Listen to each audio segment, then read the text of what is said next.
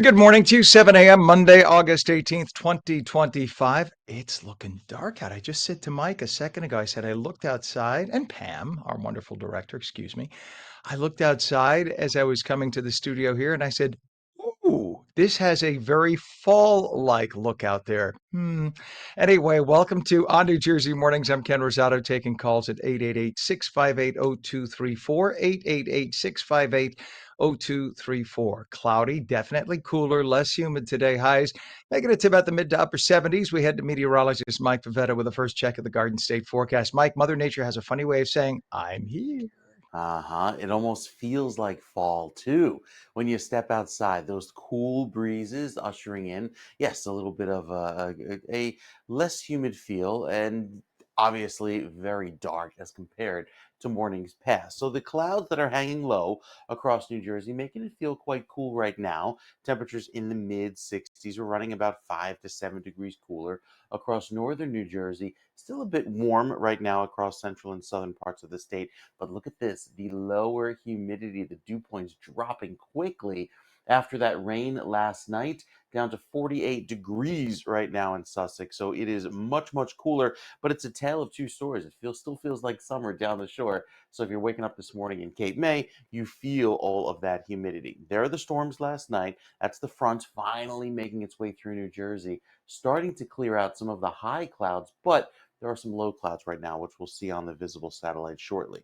As far as the winds, they're out of the north and east. That keeps the clouds around for the first part of the day. And then we see the clouds clear by this afternoon, helping temperatures rise across northern New Jersey later today. So it will brighten up later on this afternoon. Just take some time. It's like, the sunshine is sleeping in on a Monday morning. 74 degrees this afternoon at 1 o'clock p.m. That is a very cool start to the day. Even down the shore, holding in the low 70s. So a much more respectable feel in terms of temperatures, not that insane heat that we've become so accustomed to this summer. And then you see the dividing line right there along 195 throughout this evening, with those clouds across most of southern New Jersey for the rest of the day today. Of course, the clearing happens across northern New Jersey. I think our next chance of rain probably happens till Wednesday, so we get a good decent day on Tuesday. There are those showers passing through midweek, and then we turn our attention to Hurricane Erin, because by then, right now, a Category 4 storm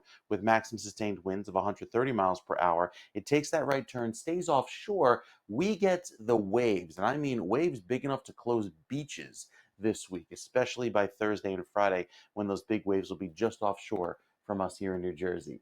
Cooler tomorrow, 76 degrees, staying in the 70s for Wednesday, and then we warm back into the low 80s, Ken, by Thursday. We'll talk more about Aaron's track and its intensity, how it rapidly intensified over the weekend. That's coming up in just a few minutes.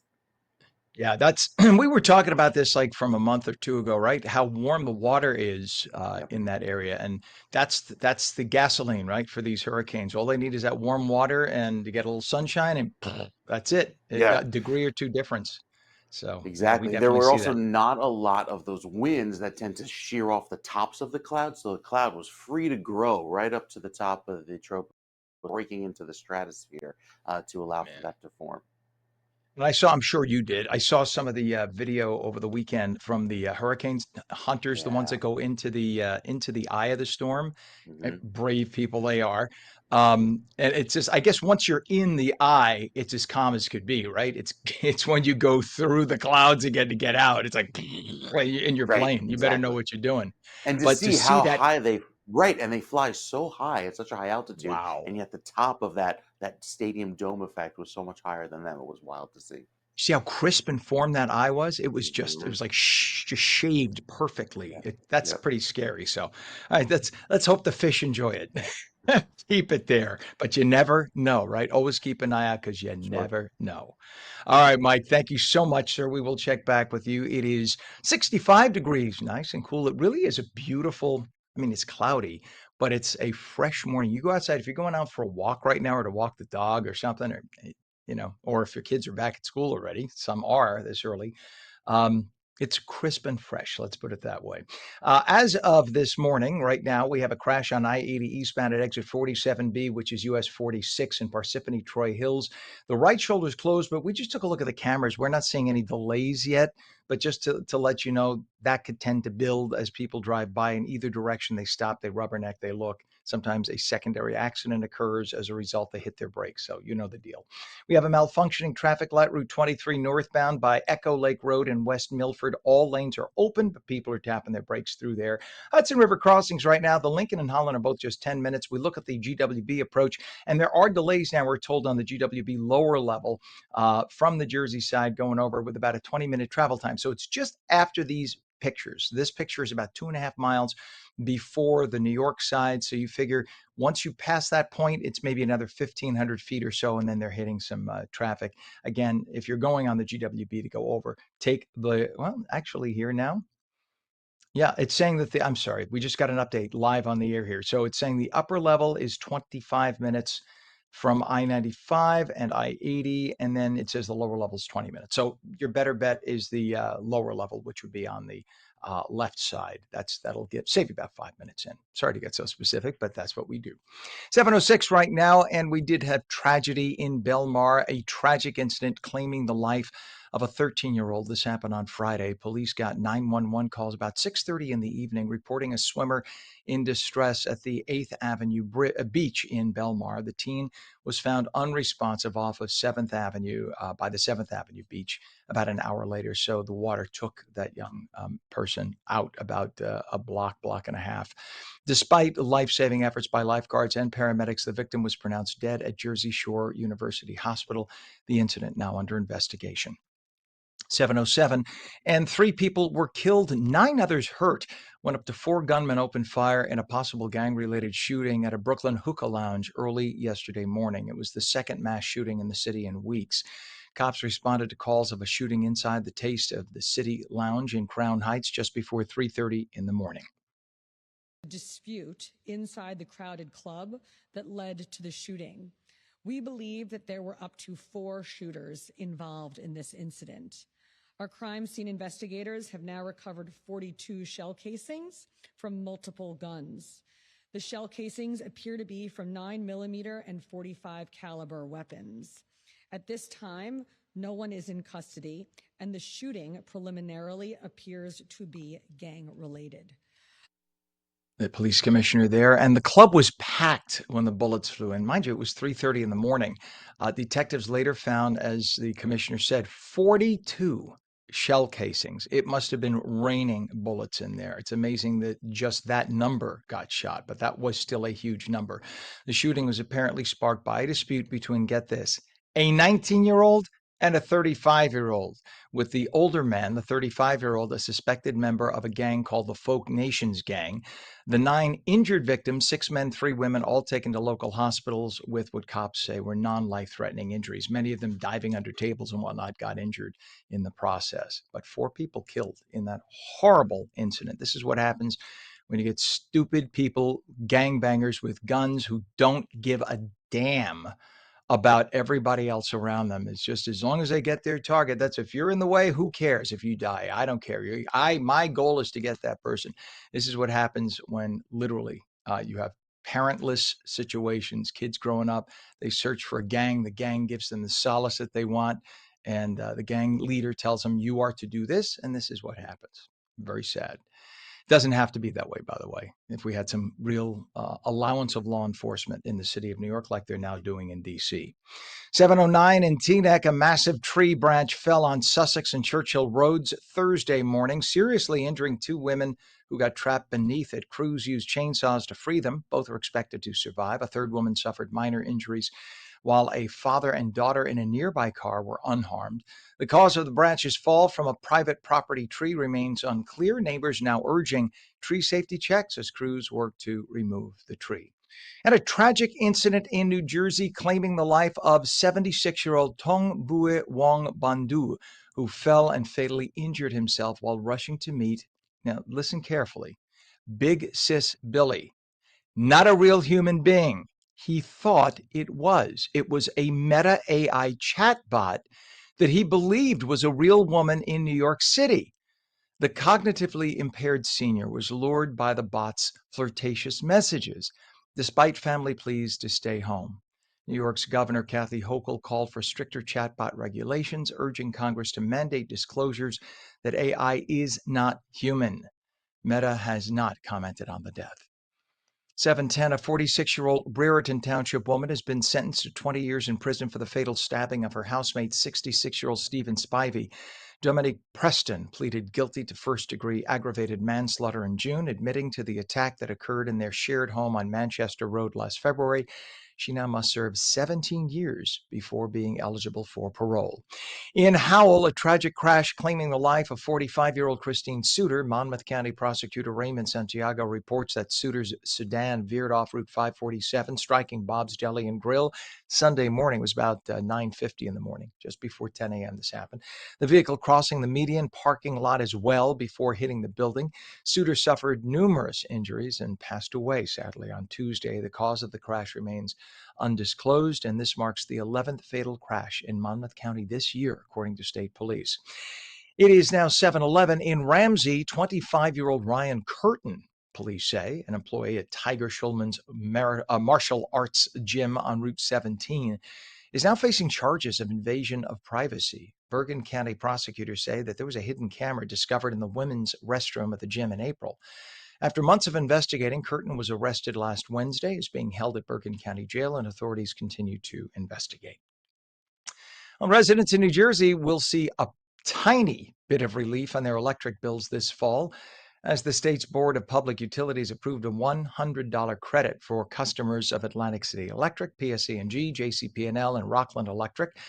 So you'll get two $50 credits. The first one will appear in September, the second in October. No action required. It'll just automatically be applied to your bill.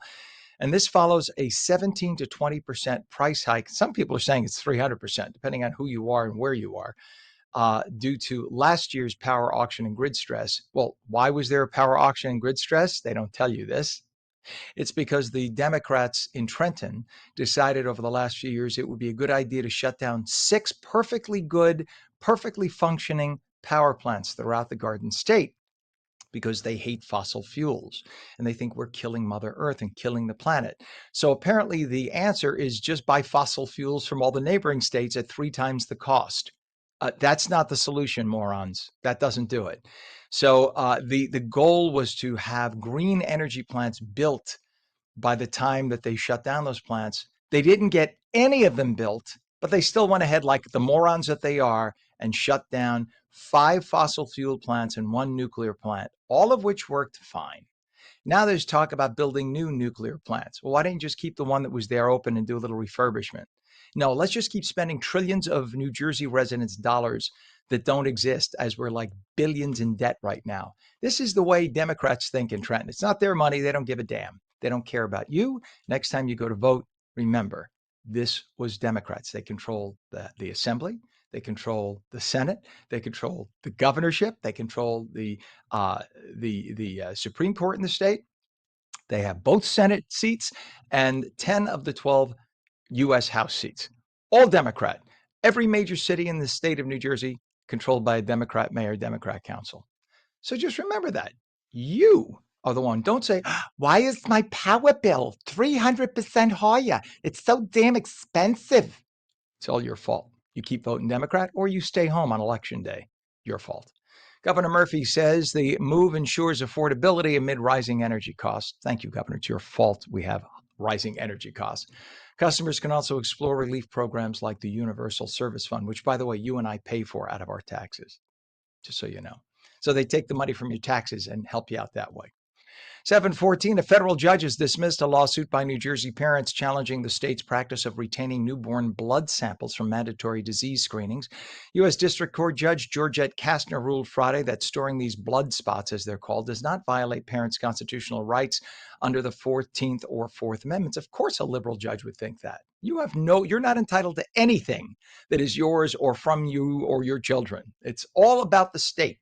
The parents from Boonton and Cranberry argued the state needs informed consent to store blood from your baby that comes out of your body. Why is it that liberals say, my body, my choice?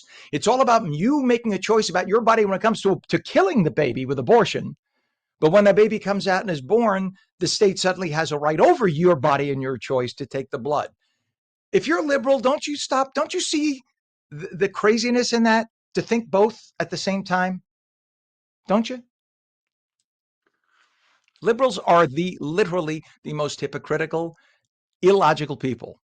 Illogical. When I was a debater in high school and college, I remember I used to debate my liberal friends, and within 10 seconds, I used to beat their argument, because it's all about emotion and feelings under the circumstances. There's no logic.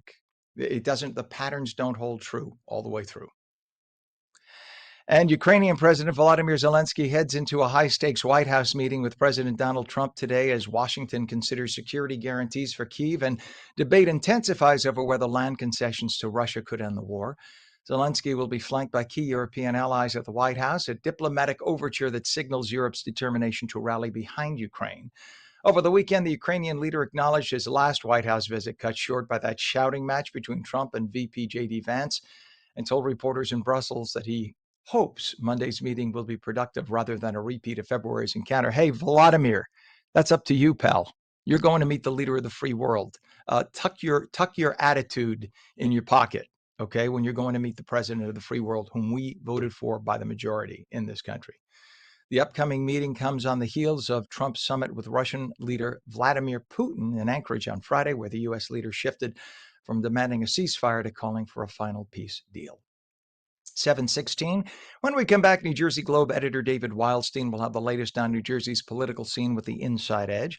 Cloudy, cooler, and less humid today, highs mid to upper 70s. Meteorologist Mike Favetta returns with your full Garden State forecast, and we'll take calls at 888-658-0234. You're watching On New Jersey Mornings. Don't go away.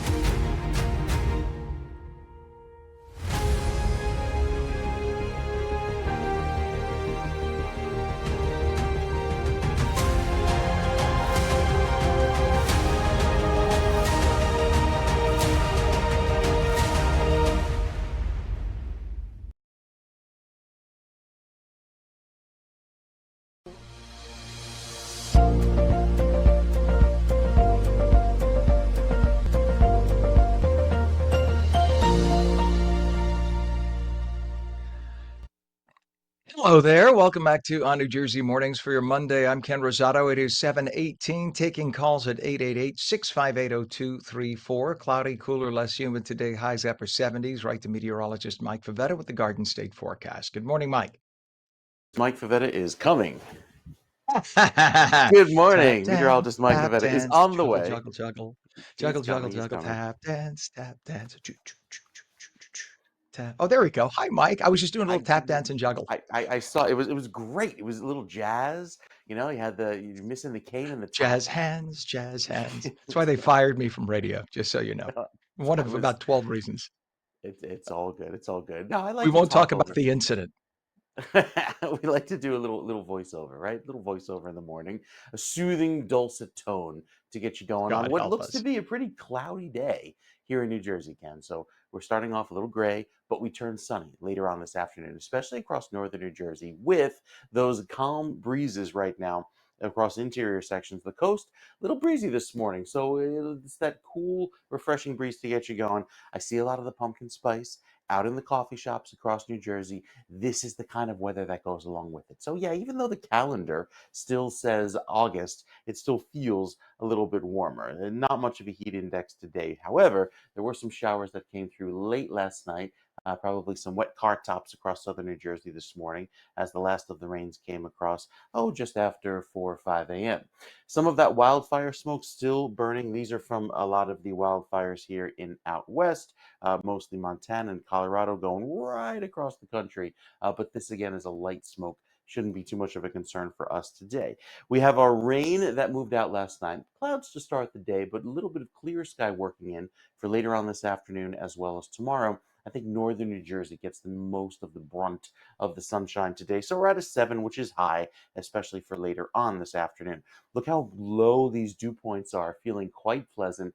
going to start off the rest of the morning into the afternoon, and it stays reasonably dry, even with that comfortable feel. Probably switch off the AC tonight and allow those cooler fall-like breezes come in and make it feel quite nice. Now, doesn't last long because again, it is still August, so we're back to the very humid feel come Thursday, and that mugginess sticks around into Thursday and Friday, and even gets into more of an uncomfortable level of heat index by the end of the week. So even for tomorrow, we're feeling like we're back in the 70s, and then for Wednesday, overall, another round of mild weather. So for Friday, this wall of clouds you see here, that's the western edge of Erin as it stays offshore. So it's one to watch, especially with its track that keeps deviating closer to the US. But again, I think it's just the wave heights that'll be the big concern. I'll show you the wave heights coming up next to show you just how impressive those wave heights are. And, one model takes it in, but again, the majority, and this is what the scientists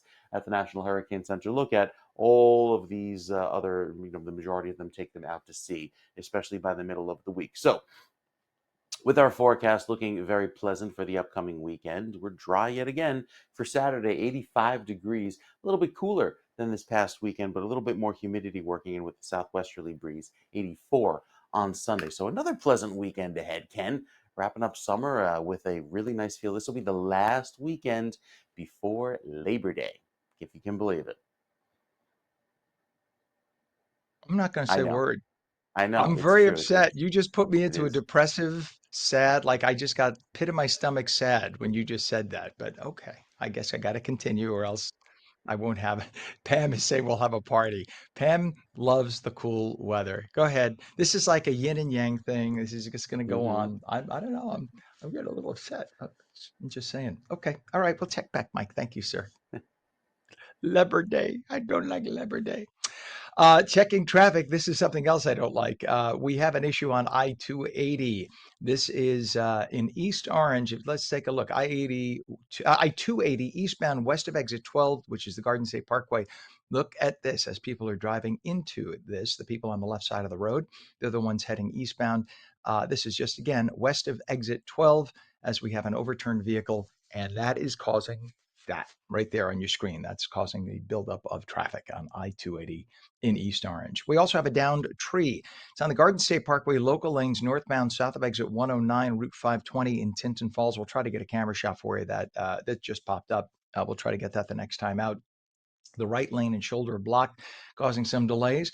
We have a water main break on Route 182 northbound by East Avenue in Hackettstown. All lanes are open. Slow down through there. Crash on I-80 eastbound at exit 47B, Route 46, Parsippany Troy Hills with the right shoulder closed. And a malfunctioning traffic light, Route 23 northbound by Echo Lake Road in West Milford. All lanes are open. Just be careful through that area. Pam, did you say that's what you passed? Oh, our director Pam said, I was there wondering why the people just weren't moving. The traffic light is out. So everybody's just kind of going, maybe it'll come on. Maybe it'll come on. No, just pass with caution. Remember, allow the people who arrive to your right to go first, come to a complete stop. If you get there first, start to slowly move. Why do I have to remind people of this? Whatever. It is what it is. I always find people who just, they don't know the rules. They forgot. It was in high school, Ken. Why should I remember? Take a look at the Hudson River crossings right now. Lincoln and Holland both moving well. The GWB, we are told there is, and I see nothing on the camera there, but we are still told that there are delays, it says here. I guess maybe this is old. And this says there's 20 minutes of travel time. This is according to the NJ 511. They're saying there's 20 minutes of travel time. Who are you going to believe? Me or your own lion eyes? 20 minutes on the lower level, 25 minutes on the upper level. So your better bet is that left side, your lower level. Easy to get into Manhattan. 724, and a group of Congress members, led by Congressman Frank Pallone, is challenging the Trump administration's efforts to keep Alina Habba as U.S. attorney, arguing that that violates the Preserving United States Attorney Independence Act. The group filed a brief urging a Pennsylvania federal judge to reject Habba's appointment, citing unconstitutional maneuvers to extend her tenure. A hearing Friday will decide if Habba can prosecute cases amid claims that her actions target Democrats like Newark Mayor Ross Baraka. A ruling is expected next week. It's funny how the Democrats didn't seem to have the same reaction when federal judges were targeting President Trump, but now, whatever. You know what I'm talking about. 725, a New Jersey PBS or New Jersey's PBS faces layoffs after significant budget cuts, with Congress eliminating funding to the Corporation for Public Broadcasting and the state legislature slashing funding by 75%. Do you remember when the folks at Doge and President Trump said that they were going to slash the spending, that many people on the left said, no big deal. It's only like 3 or 4% of our funding. We get all of our money from donations, which ostensibly said that the people love and support PBS. Well, apparently that was BS, because they're getting the majority of their money from your taxes. And you know that there's a constitution, or it violates technically the Constitution, that the federal government in any way owns any part of a broadcasting institution, because that gives government control over speech and propaganda, etc. Yet that's the reason why they set up the Corporation for Public Broadcasting to begin with, as an intermediary, so that the federal government and the state governments would put money into that, and then that would finance the TV and radio stations that are public broadcasting, to kind of have that intermediary. Well, guess what? There are hundreds, thousands of TV and radio stations that survive because they work hard, produce a good product, and sell advertising. So that's the way we make our money. PBS literally had a budget that was 5 times what all the other TV and radio stations have. All government money. They were wasting left and right, and they were picking sides when it comes to politics. And now that they get their budget cut, now they're crying boo-hoo. I'm sorry, maybe you'll lose Kermit the Frog. Somehow something tells me that somebody else, like Cartoon Network and whatnot, will come up with their own version, and we will not need PBS. If you can't survive with donations, then maybe the people don't really give a damn about your existence. Just saying. WNET Newark CEO Neil Shapiro announced the reduction of the NJ Spotlight News team. Though the number of affected jobs remains undisclosed, the station plans on shifting toward a more digital-focused future while continuing to serve New Jersey. You should have done that 25 years ago, by the way, just saying. You saw the writing on the wall with the broadcast industry. This follows a previous round of 7 layoffs in March. 727, time for politics from Trenton, explained like nobody else can do it. Here's New Jersey Globe editor David Wildstein with the Inside Edge. Good morning, everybody. It's Monday, August 18th. Welcome to the Inside Edge.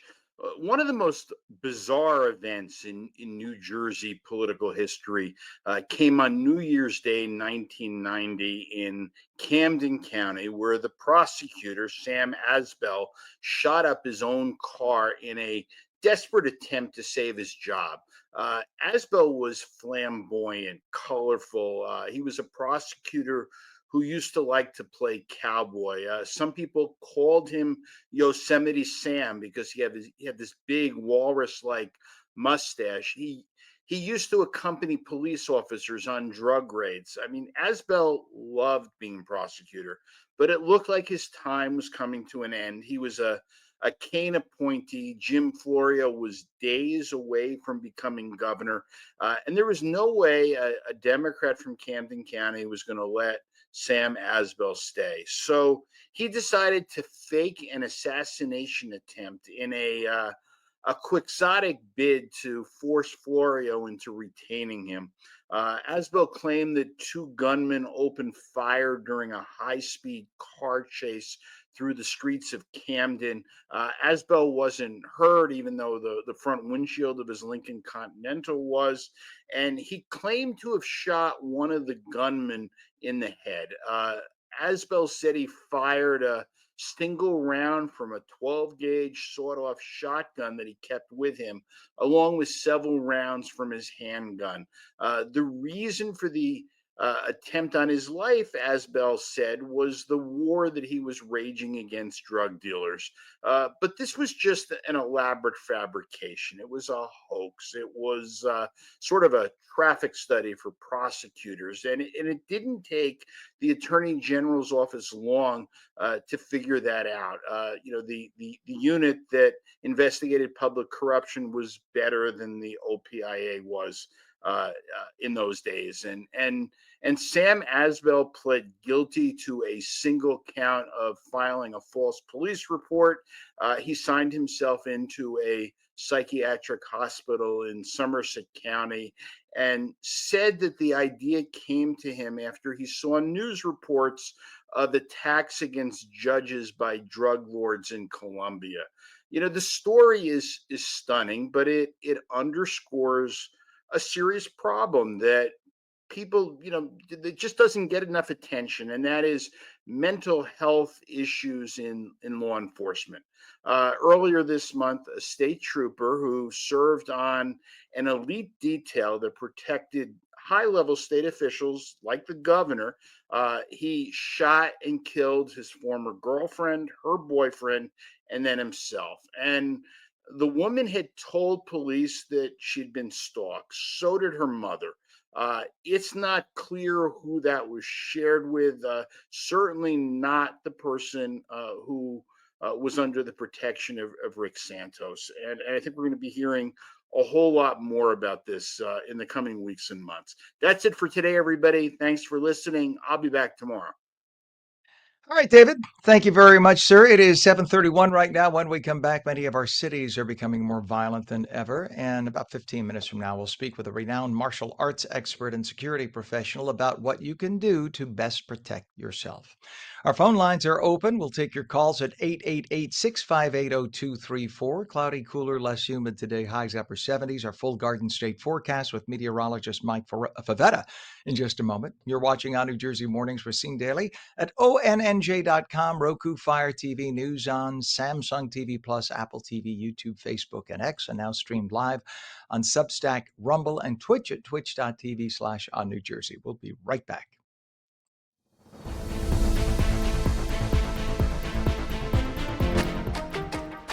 Hi, I'm Jeanette Hoffman, host of Energy Matters.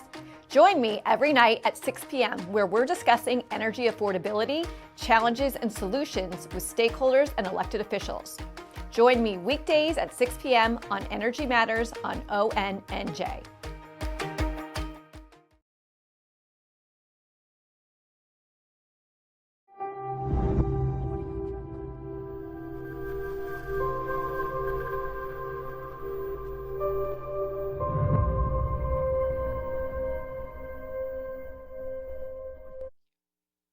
Very good morning to you. It is 66 degrees, 7:32, Monday, August 18th, 2025. I'm Ken Rosato. Welcome back to On New Jersey Mornings. Cloudy, cooler, less humid today. Highs mid to upper 70s. Meteorologist Mike Favetta with the detailed Garden State forecast. And Mike, I know we have that huge tropical system to the south and in the ocean impacting fish near Puerto Rico and whatnot right now, or it did hit parts of Puerto Rico, right? It impacted them a little bit. It did. The outer bands, yes.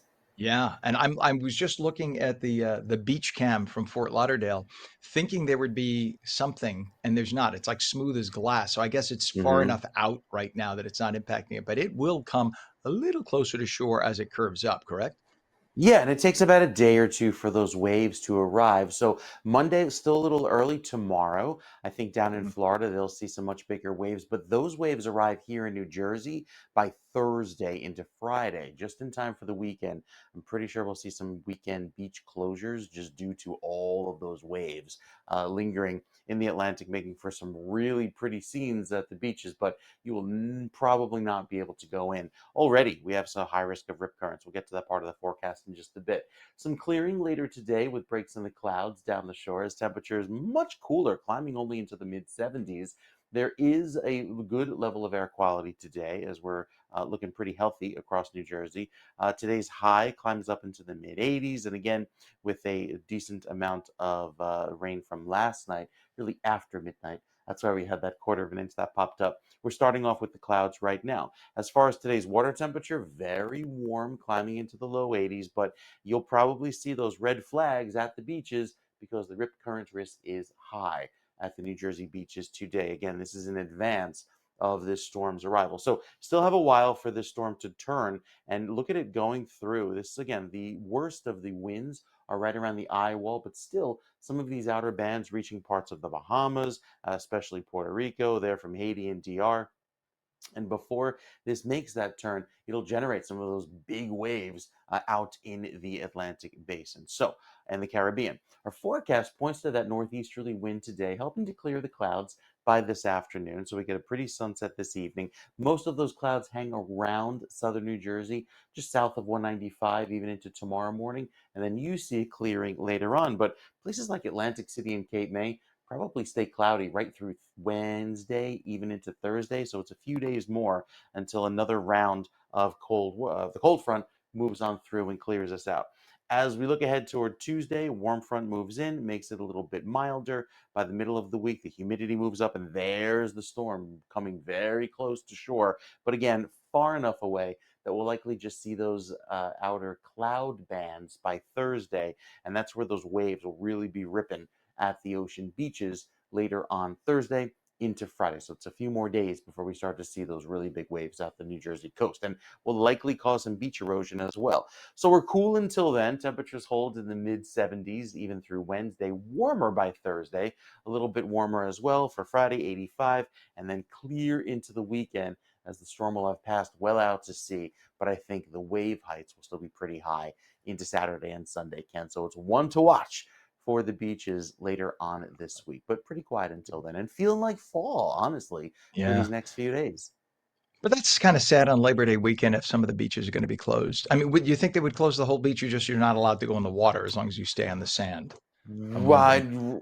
Well, you could stay on the sands, right? But I usually, at least in my experience, we had Ernesto was offshore last year, and the waves again were enormous. We're only Mhm. allowed to go in up to your ankles, and the lifeguards, And even if you went up to your understandable. knees, they pulled Yeah. you out. Oh yeah, because it could Yeah. take you pretty quickly.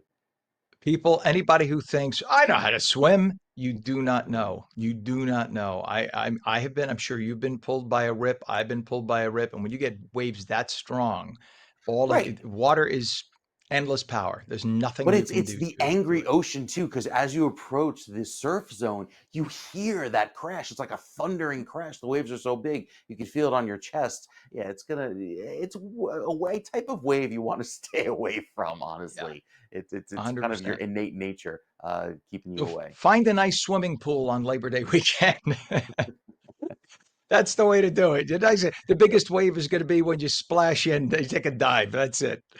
All right, sir. We'll check back with you. Thank you as always, Mike. It is 66 degrees. We take a look at traffic right now, and we do have an issue still. This is in East. Let me see here. I'm sorry. This is in East Orange. Let's take a look at I-280 at Day Street. This is eastbound I-280 west of exit 12 by the Garden State Parkway, East Orange. You can see the traffic on the left side of your screen. That's all because of a vehicle fire that's been extinguished right now, but they're working to clear it. So those cars are driving into where the vehicle fire was. Again, I-280 eastbound west of exit 12, the Garden State Parkway in East Orange. The ramp lane is currently closed still as they're working to clear all that up. We have a downed tree on the Garden State Parkway, local lanes northbound south of exit 109, and that is in Tinton Falls. The right lane and shoulder are blocked. And we have a water main break on 182 northbound at East Avenue and Hackettstown. All lanes are open. Crash on I-80 eastbound at exit 47B, Route 46, Parsippany Troy Hills. The right shoulder is closed. And we're told, a little further south on the Garden State, the GSP northbound has some delays right now. It's just volume delays. And that is going, let's see, that is at, of course, it just disappeared on me.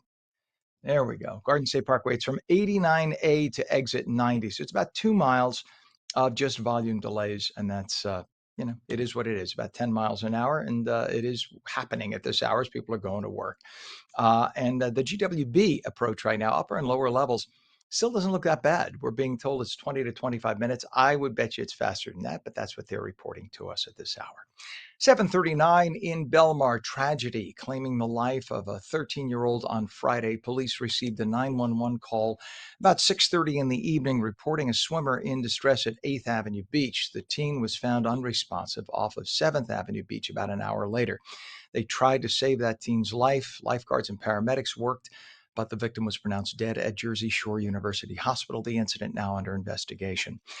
In Teaneck, a massive tree branch fell on Sussex and Churchill Roads Thursday morning, seriously injuring two women who got trapped beneath. Crews used chainsaws to free them. Both are expected to survive. A third woman suffered minor injuries. while a father and daughter in a nearby car were not harmed. The cause of the branch's fall from a private property tree remains unclear. Neighbors are now urging tree safety checks as crews work to remove the tree. 7:39, a tragic incident in New Jersey claiming the life of a 76-year-old man. His name is Thong Bu Wong Bandu. He fell and fatally injured himself as he was rushing to meet Big Sis Billy. Now, before you scratch your head and say, what? Big Sis Billy is a Meta AI chatbot, and this man believed that it was a real woman, and he got excited in the middle of trying to get into New York City to meet what turned out to be fake. He ended up falling, and that's what happened. The cognitively impaired senior was lured by the bot's flirtatious messages, despite family pleas to stay home. Governor Kathy Hochul called for stricter chatbot regulations, urging Congress to mandate disclosures that AI is not human. Don't know if that would have made a difference in this circumstance, though. Meta Corporation has not commented on the man's death. And a 46-year-old Raritan Township woman has been sentenced to 20 years in prison for the fatal stabbing of her housemate, 66-year-old Stephen Spivey. Dominique Preston pleaded guilty to first-degree aggravated manslaughter in June, admitting to the attack that occurred in their shared home on Manchester Road last February. She must now serve 17 years before being eligible for parole. 7:41 in Howell Township, a tragic crash claiming the life of 45-year-old Christine Suter. Monmouth County Prosecutor Raymond Santiago reports Suter's sedan veered off Route 547, striking Bob's Deli and Grill on Sunday morning. The vehicle crossed a median and parking lot before hitting the building. Suter suffered a number of injuries and passed away Tuesday. The cause of the crash remains undisclosed, and this marks the 11th fatal crash in Monmouth County this year, according to state police. 7:41 in Ramsey, 25-year-old Ryan Curtin, an employee at Tiger Schulman's martial arts gym on Route 17, faces charges of invasion of privacy. Bergen County prosecutors say a hidden camera was discovered in the women's restroom at the gym back in April. Well, they investigated for months, and investigators say that Curtin was arrested Wednesday and is being held at Bergen County Jail. Authorities continue to investigate the case. 7:42, New Jersey residents will see relief on their electric bills this fall, albeit just a tiny bit, as the state's Board of Public Utilities approved $100 credits for customers of Atlantic City Electric, PSE&G, JCP&L, and Rockland Electric. A $50 credit will appear in each of 2 months, September and October. No action required, so you'll just see the credit on your bill. Although the bill has gotten so high, you probably won't even notice that you have a credit. Because remember, your electric rates went up by 20% last year on average, in some cases a lot more, and again 20% this June.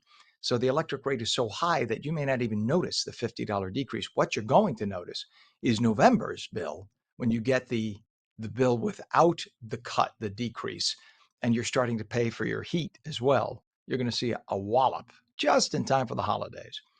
This follows a 20% price hike that was due to last year's power auction and grid stress, and the fact that the Democratic lawmakers in Trenton forced the closure of 6 perfectly functioning power plants throughout the state without building new so-called green energy plants on time. Still don't have any.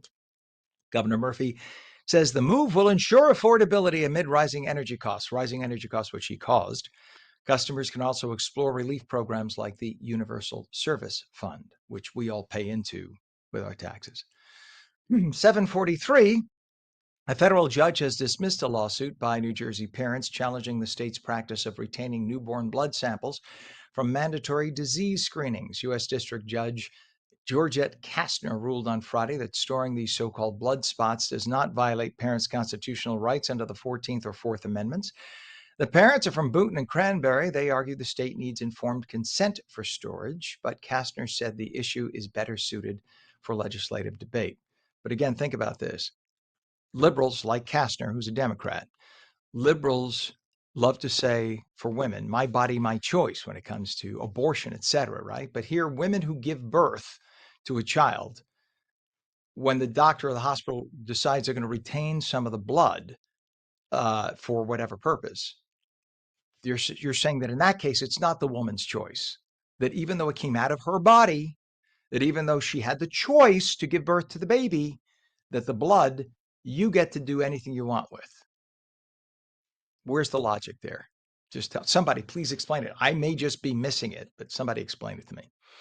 7:44, a group of Congress members led by Congressman Frank Pallone challenging the Trump administration's efforts to keep Alina Habba as U.S. attorney, basically because she was appointed by Trump. That's it. They're saying that it violates the Preserving United States Attorney Independence Act. Who knew that was a thing? The group filed a brief urging a Pennsylvania federal judge to reject Habba's appointment, citing unconstitutional maneuvers to extend her tenure. Let me ask you something. You think anyone else that Trump appoints, and he has the right to appoint every U.S. judge for every state, you think anybody else whom he appoints they won't object to? I'll give you $1,000. I'll give you $1,000 if there is a federal judge that Trump appoints to New Jersey that you have no objection to from any Democrat. Guarantee.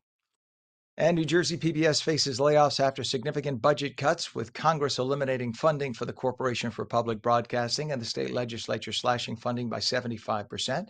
WNET, the PBS station, CEO Neil Shapiro announced the reduction of the ONNJ Spotlight news team, though the number of affected jobs remains undisclosed. The station plans on shifting toward a more digital-focused future, like the rest of us have done. Hello, we did it 20 years ago. Focusing on digital as opposed to broadcast to serve New Jersey better. This follows a previous round of 7 layoffs in March. 7:45, and we have 65 degrees, cloudy, cooler, less humid today, highs upper 70s. Meteorologist Mike Favetta returns with a full Garden State forecast, and we'll take your calls at 888-658-0234. You're watching On New Jersey Mornings, back in 30.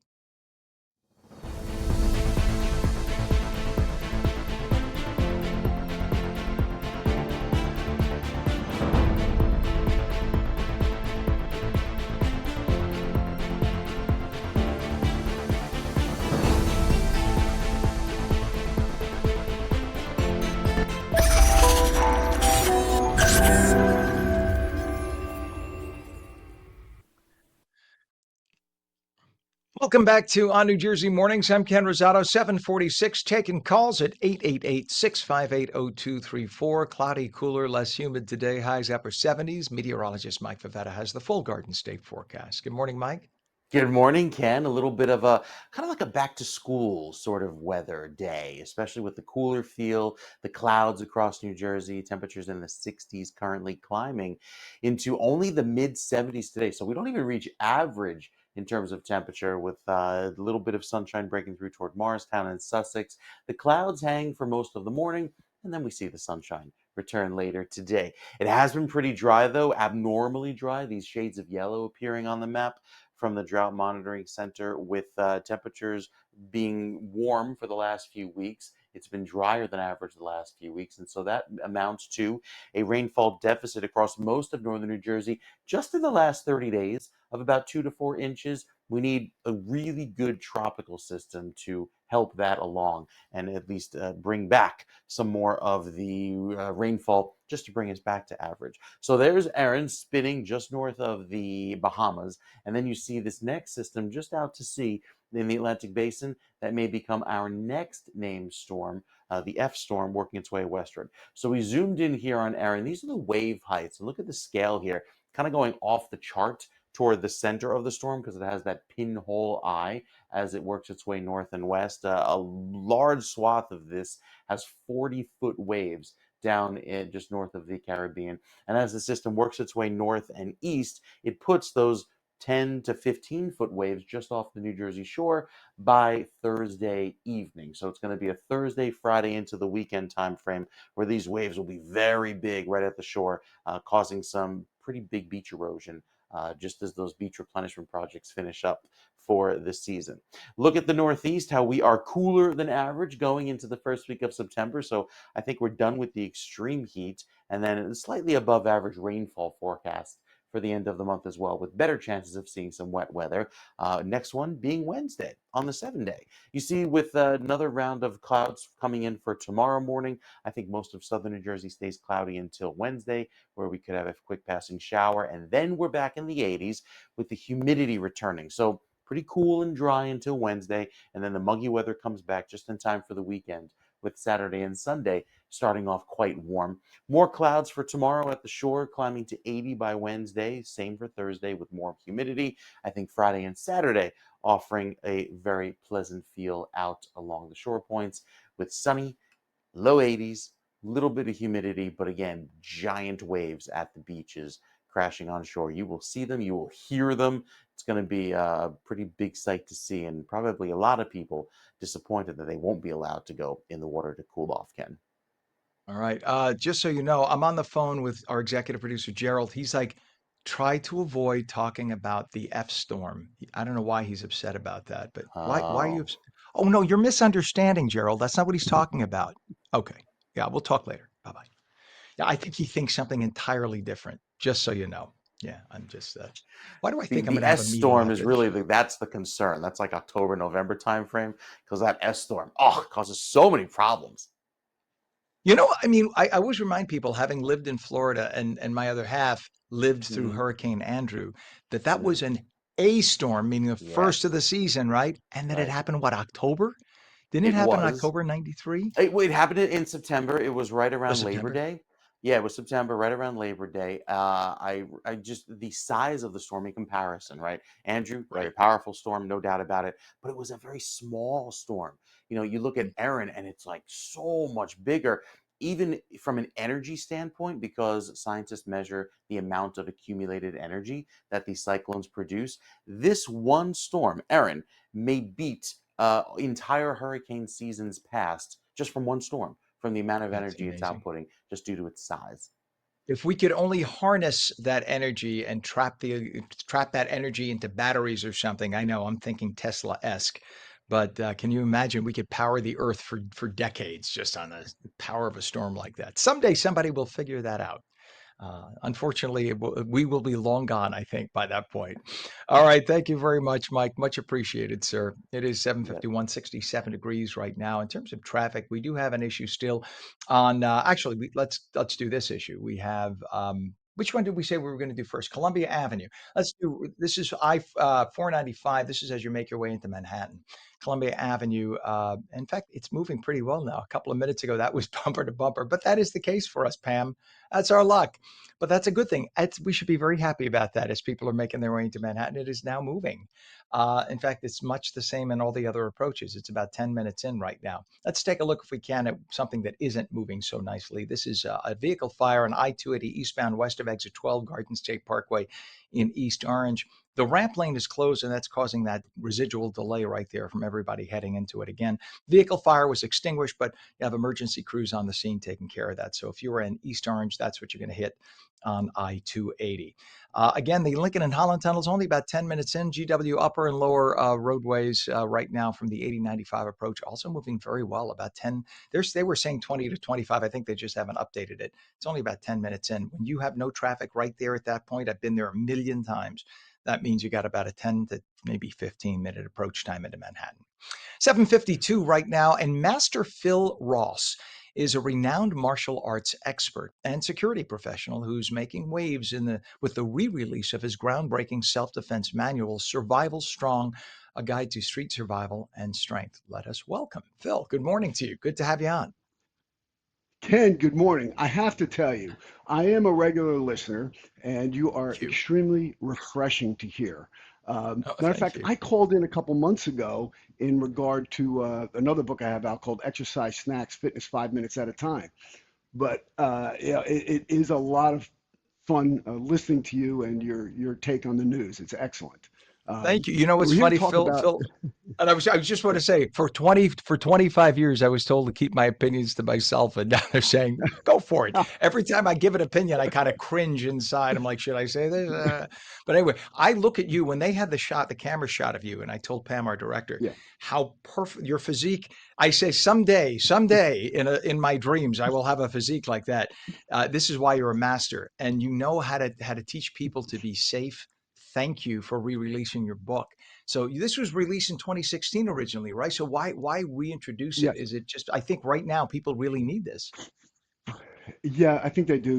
Unfortunately, the police are there in minutes when seconds count. What Right. is the average person going to do? You can't afford a bodyguard, so you have to become your own bodyguard. And my guide to street survival Mhm. and strength, helps us with that. You know, um, obviously, you can say, yeah, you put together pretty well. You have a great fight acumen. I have a lot of experience as a bouncer, as a bodyguard, and so forth. And I've been, I'm a high level martial artist, been doing combat arts for about 50 years. And okay, it might be easy for me, but the important thing is I've trained many, many people, and I continue to train people in this state to be able to defend themselves. I'm a professor at Burton Community College, and I teach 2 units a semester in self-defense, as well as my videos and seminars and workshops and talks like this. The thing is that there is something that you can do, and one of the most important things is your attitude about it. We want to employ the mental aspects. So what am I talking about? I call that the 3 A's. We have our awareness, avoidance, action, and aggression. And we have to learn how to employ those 4 A's. And the other one I discuss is a thing called the 3 F's. What is that? Well, we all took psychology and you're taught the fight or flight syndrome, correct? Yes. Yeah. And people seem to forget the other one, freeze. Most people have never been hit, right? So the first time they get hit or they get confronted, they freeze up like a deer in the headlights. And that could be up to 30% of people that happens to. So how are you able to circumvent this? How are you able to handle this? Well, you need to develop a thing called IT. And I'm not talking about information technology. I'm talking about instinctive technique. So through the training methodologies, through the mindset training, we can better prepare ourselves. And then we also want to employ a thing that I call SIPTE: scan, identify, predict, decide, and execute. And all of these things are addressed in my book as well as my video training series.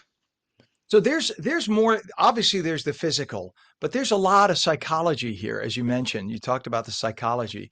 A friend of mine actually he works for Fox. He's on Fox News, and he was Mhm. talking about how he was in D.C. not too long ago, within the last year. He was carjacked Yeah. at gunpoint, and he did, what he felt in the circumstance was the wise thing. They were kids, they were late teens, Hmm. and they had guns. Hmm.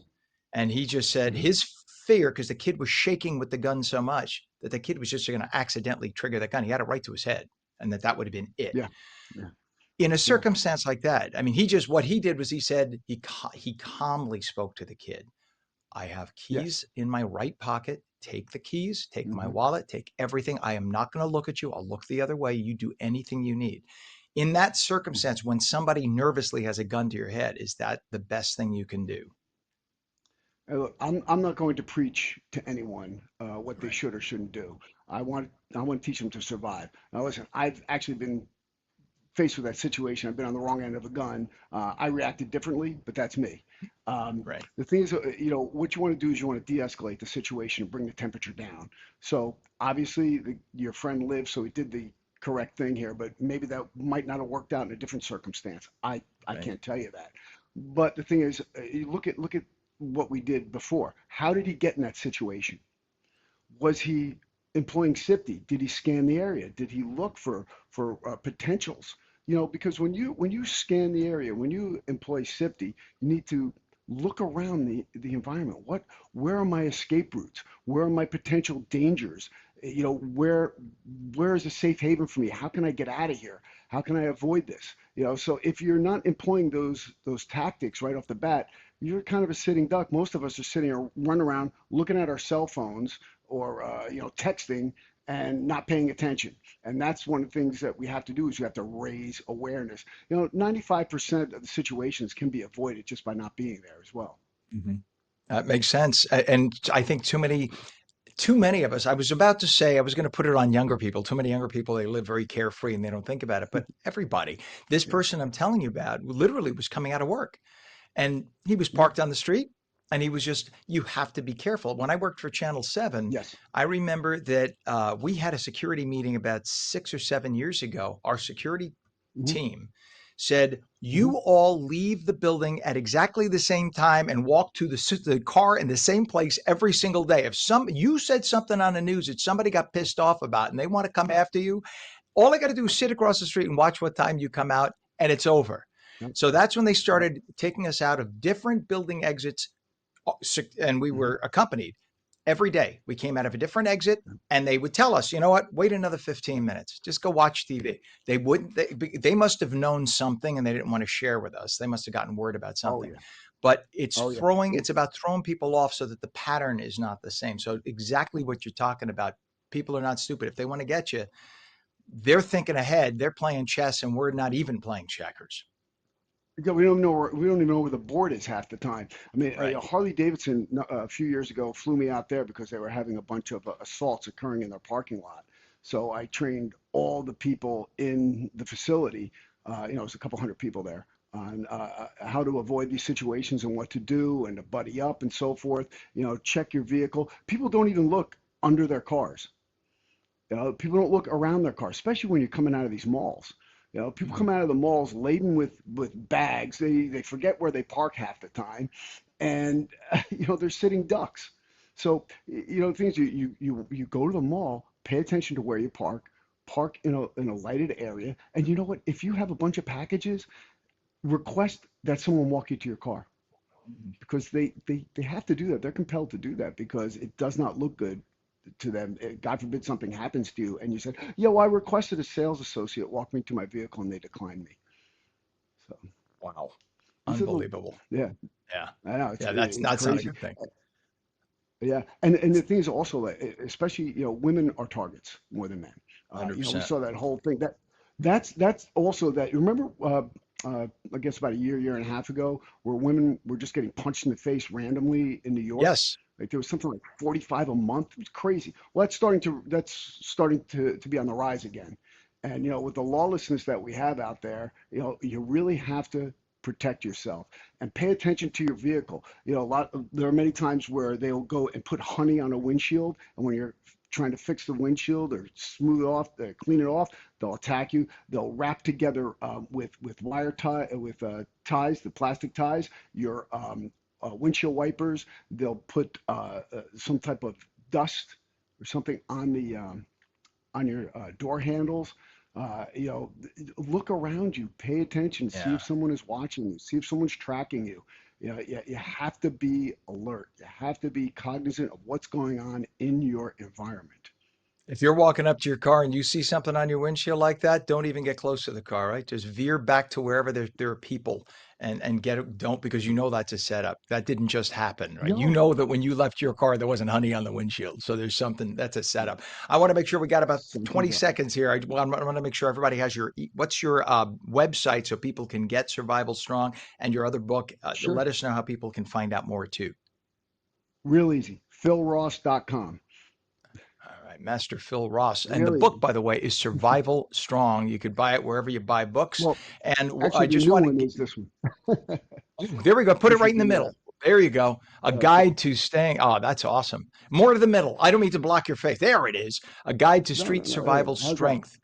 That's perfect. We got you now. That is very cool. A lot of years of doing this. That's why you are the master at it, Yes, sir. sir. I appreciate you so much. Please come back again. Phil Ross, I will. Master Phil Ross. All right. It is good to have you on, especially now. So important for people. Thank you for joining us again. Please come back again. Thank you, Ken. You bet, Phil. Have a good day. So important. And we all know somebody, including ourselves, but we all know somebody who needs to know that. 803 right now. We're going to be back in 30 seconds. 888 658 0234. You're watching on New Jersey Mornings.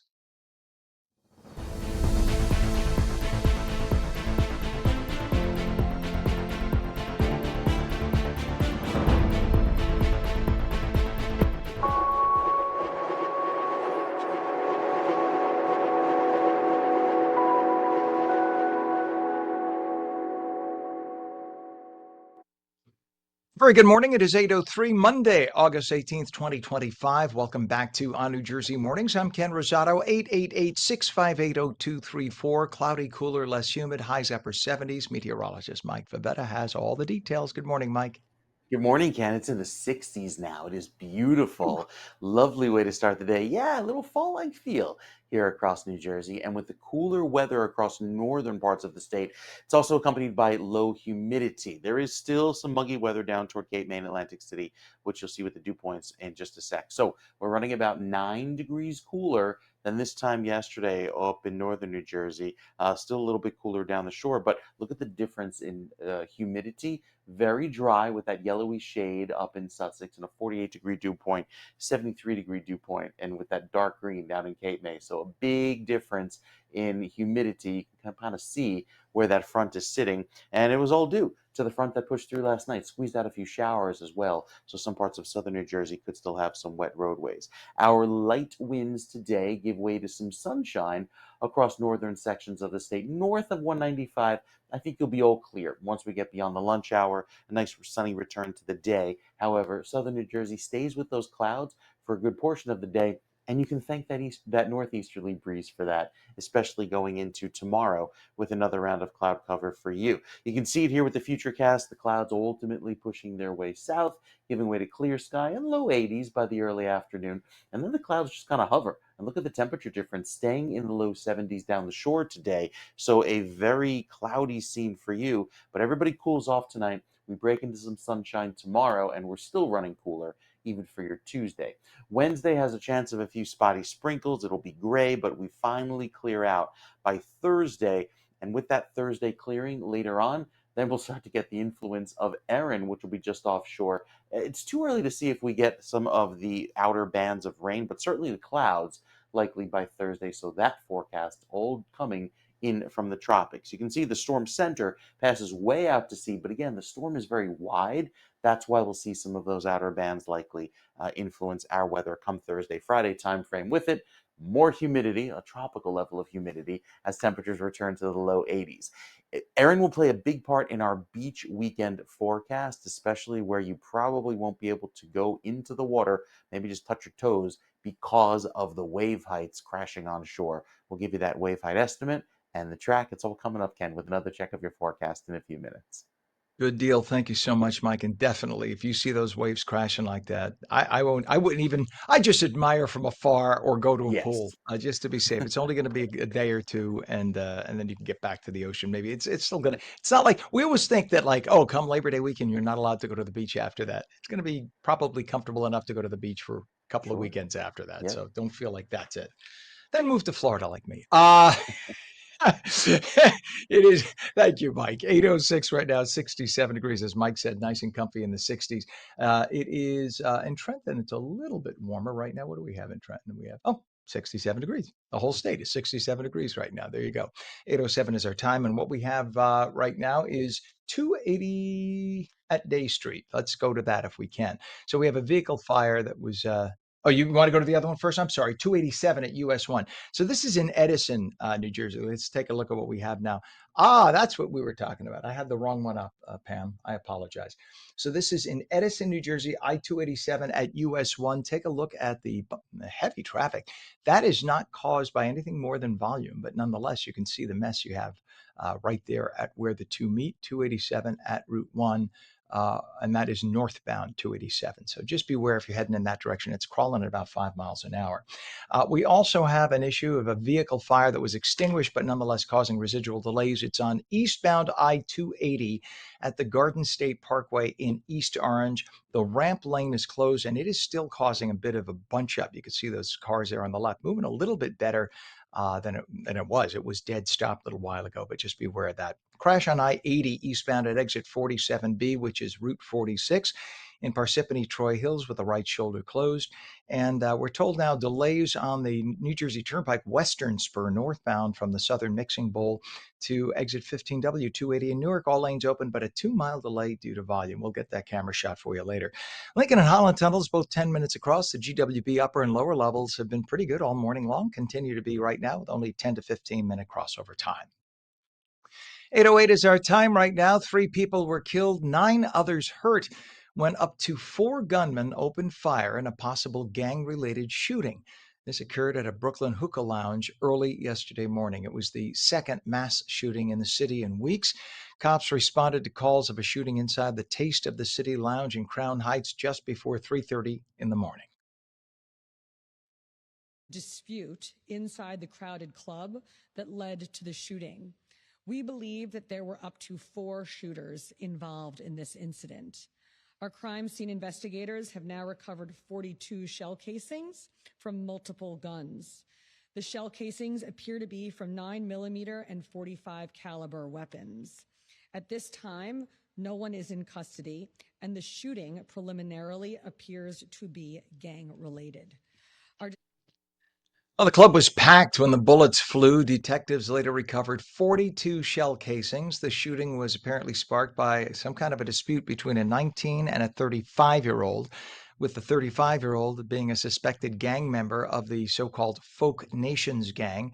The 9 people who got hurt, 6 men and 3 women, taken to local hospitals. Police say they had non-life-threatening injuries, likely just injured in the hustle of everybody trying to get away from the bullets that were falling. 8:10 now. In Belmar, a tragic incident claimed the life of a 13-year-old on Friday. Police received 911 calls about 6:30 in the evening reporting a swimmer in distress at 8th Avenue Beach. The teen found unresponsive shortly later, about an hour later, off of 7th Avenue Beach. Despite life-saving efforts by lifeguards and paramedics, the victim was pronounced dead at Jersey Shore University Hospital, and that incident now under investigation. Up to Teaneck, a massive tree branch fell on Sussex and Churchill Roads Thursday morning. That seriously injured 2 women trapped beneath it. Crews used chainsaws to free them. Both are expected to survive. A third woman suffered minor injuries, while a father and daughter in a nearby car were unharmed. The cause of the branch's fall from a private property tree remains unclear. Neighbors now urging tree safety checks as crews work to remove that tree. A tragic incident in New Jersey claiming the life of a 76-year-old man named Dongbu Wongbandu, who fell and fatally injured himself while he was rushing to meet a person, or he thought it was a person, Big Sis Billy, as the individual was called. It turns out it was not a human. It was a Meta AI chat bot that he believed was a real live human being, a woman in New York City. Well, this is a man who is cognitively impaired. And he's a senior. He was lured by the bot's flirtatious messages. Despite his family's pleas to stay home, New York Governor Kathy Hochul is now calling for stricter chatbot regulations, urging Congress to mandate disclosures that AI is not human, although it's not known if that would have helped in this case because he's cognitively impaired and a senior. Meta has not commented on the man's death. And a 46-year-old Raritan Township woman has been sentenced to 20 years in prison for the fatal stabbing of her housemate, 66-year-old Stephen Spivey. Dominique Preston pleaded guilty to first-degree aggravated manslaughter in June, admitting to the attack that occurred in their shared home on Manchester Road last February. She cannot get parole or be eligible for it until she serves at least 17 years.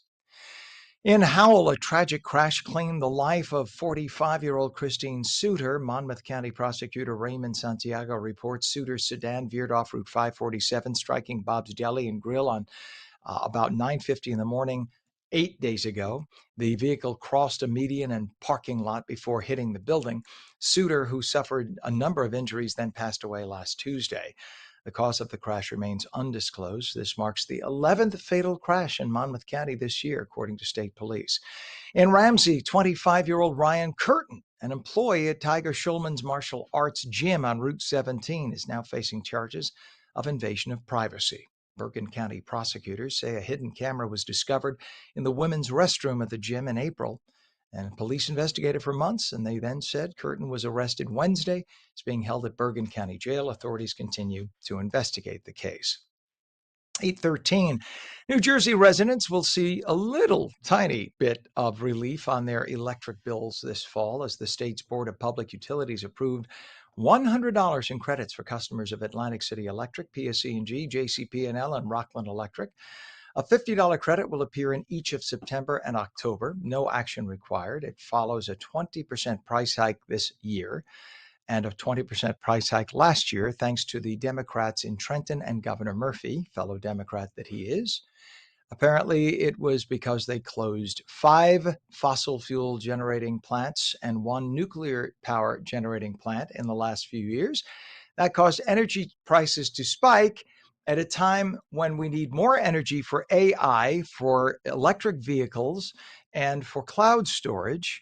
And at a time when we had, at this summer, of course, we have the need at all times in the summer for electric, for our air conditioners, etc. So not 1, not 2, but 6 power generating plants got closed by the Democrats. before the Democrats could build any green energy plants, forcing New Jersey residents to buy their power from neighboring states. That is why we have this huge spike in electric rates. And they're trying to make it sound like, look, you're getting a $50 break in September and October. BFD. Okay, wait till November when your electric rate is through the roof and you're using electric heat in many houses in New Jersey. It's going to be through the roof. Trust me. 814, a federal judge has dismissed a lawsuit by New Jersey parents challenging the state's practice of retaining newborn blood samples from mandatory disease screenings. U.S. District Court Judge Georgette Kastner, a Democrat, ruled Friday that storing these so-called blood spots does not violate parents' constitutional rights under the 14th or 4th Amendments. The parents are from Boonton and Cranberry. They argued the state needs informed consent for storage, but Kastner said the issue was better suited for legislative debate. But she had no problem weighing in on this. And again, I mentioned this earlier. This same group of Democrats are saying that it's my body, my choice for women, except for when the hospitals remove blood from your baby. Then they can do whatever they want. And it's no longer your body and your choice. No hypocrisy there. And a group of Congress members led by Representative Frank Pallone is challenging the Trump administration's efforts to keep Alina Habba as U.S. attorney, arguing it violates the so-called Preserving United States Attorney Independence Act. The group filed a brief urging that a Pennsylvania judge would reject Habba's appointment, citing unconstitutional maneuvers to extend her tenure.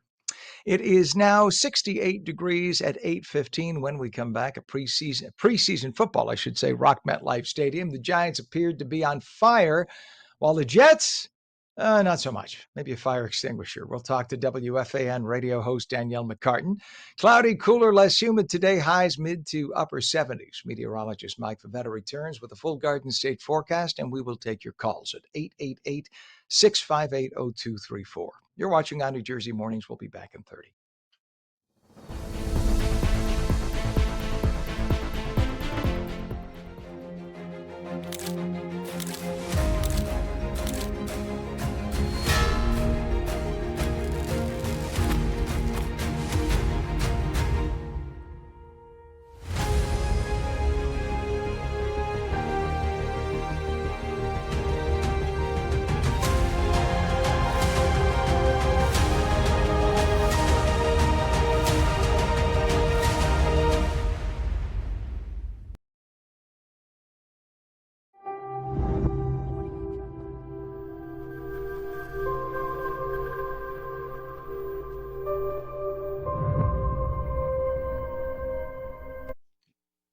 Welcome back to On New Jersey Mornings. I'm Ken Rosato, 8:15 on your Monday, 8:17, I lied. Okay, I bent the truth a little. On your Monday morning, taking calls at 888-658-0234. Straight to meteorologist Mike Favetta with your Garden State forecast. Mike, public slap. I fibbed. That's all good. You know, we start off with a little bit of a bleary-eyed morning, right? Because you can't see a lot of sun this morning. A little cloudy, a little gray, looking a little like fall here in the toward the end of August, especially with temperatures that are starting off cool right now in the 60s, only climbing to 74 at the beaches. A little bit of a gray start and a little bit of a gray finish as most of the sunshine holds off until this afternoon. So as those clouds depart throughout southern New Jersey today, keep an eye to the sky. Might see some more of that haze due to some wildfire smoke out west. It's working its way eastward. Certainly not too thick like in weeks past, but a little bit of a haze there to the sky. And with the sun returning in northern New Jersey, get up to UV index of a 7, which is high. Most of southern New Jersey, however, stays quite cloudy, even though the drier weather works through the entire state throughout the rest of the day. Definitely cooler and much less humid up in Sussex and western Passaic counties. But by Wednesday into Thursday, the humidity starts to creep back in. We're back in the 70s with that dew point from Cape May and up the coast, meaning it'll feel much more humid by the end of the week. Also a little bit more of a heat index as well throughout the end of the week too. So we look ahead toward Friday, and that will be where the storm is, Erin, swinging out to sea. We'll probably get some clouds by Thursday in the picture as those outer bands work in across New Jersey. But again, the main center of the storm stays far out to sea. And then into the weekend, looks like a pretty decent weekend ahead with some showers likely by the time we get to Sunday. So most of the computer models still taking the storm well out to sea, basically following that National Hurricane Center track. One or two stray variants put it into the coast, but those are the outliers. And then by the time we get into the end of the weekend, we'll look forward to the warmer weather that comes back in. A little more humid too by Sunday, 83. Could be some showers on the tail end of the weekend. We'll talk more about the wave heights that'll be coming to New Jersey in our next weather update. Could be arriving as soon as Wednesday night and especially into Thursday. Those details in just a few minutes, Ken. All right, Mike, thank you very much. In terms of traffic right now, let's take a look at I-80 westbound at exit 57, Route 19 in Patterson. Actually, what we're going to show you is just about a mile before. So the vehicles on the left side of your screen coming toward you are headed into, you see the eastbound are on the right, the westbound are on the left, despite the little blur there. Yeah, you know what? Take the Madison or the 19 cam if you could, Pam. The one right above. Yeah. All right. So there you go. There we are. We have the disabled vehicle. Ta-da. So that is the disabled vehicle on I-80 westbound at exit 5719 in Patterson. You can see the ramp lane and the right shoulder are closed, not causing any massive delays. People are just brake checking as they go through at that point. If we can though, Pam, let's go back to our I-80 cam eastbound west of exit 12 at the Garden State Parkway in East Orange. This is still causing some delays. Again, I-80 eastbound west of exit 12, Garden State Parkway. That's the Day Street cam, if we could. And that is because of an earlier vehicle fire. I did say the wrong one. It's 280. You're right. I-280. Excuse me. So this is from an earlier vehicle fire. You'll see that there's still. Maybe it was all cleared. Okay, I stand corrected. So now that has been cleared. We still have a report here. It's a little late, so I'm sorry about that. We have a water main break on 182 northbound by East Avenue in Hackettstown. All lanes are open, and delays on Route 4 eastbound from east of River Road to east of Queen Anne Road in Teaneck. All lanes are open, but that's about a 2-mile delay. The approaches to the Hudson River right now, the Lincoln and Holland are 10 minutes, also 10 minutes at the GWB upper and lower levels 8095 approach. Everything moving pretty well at this hour.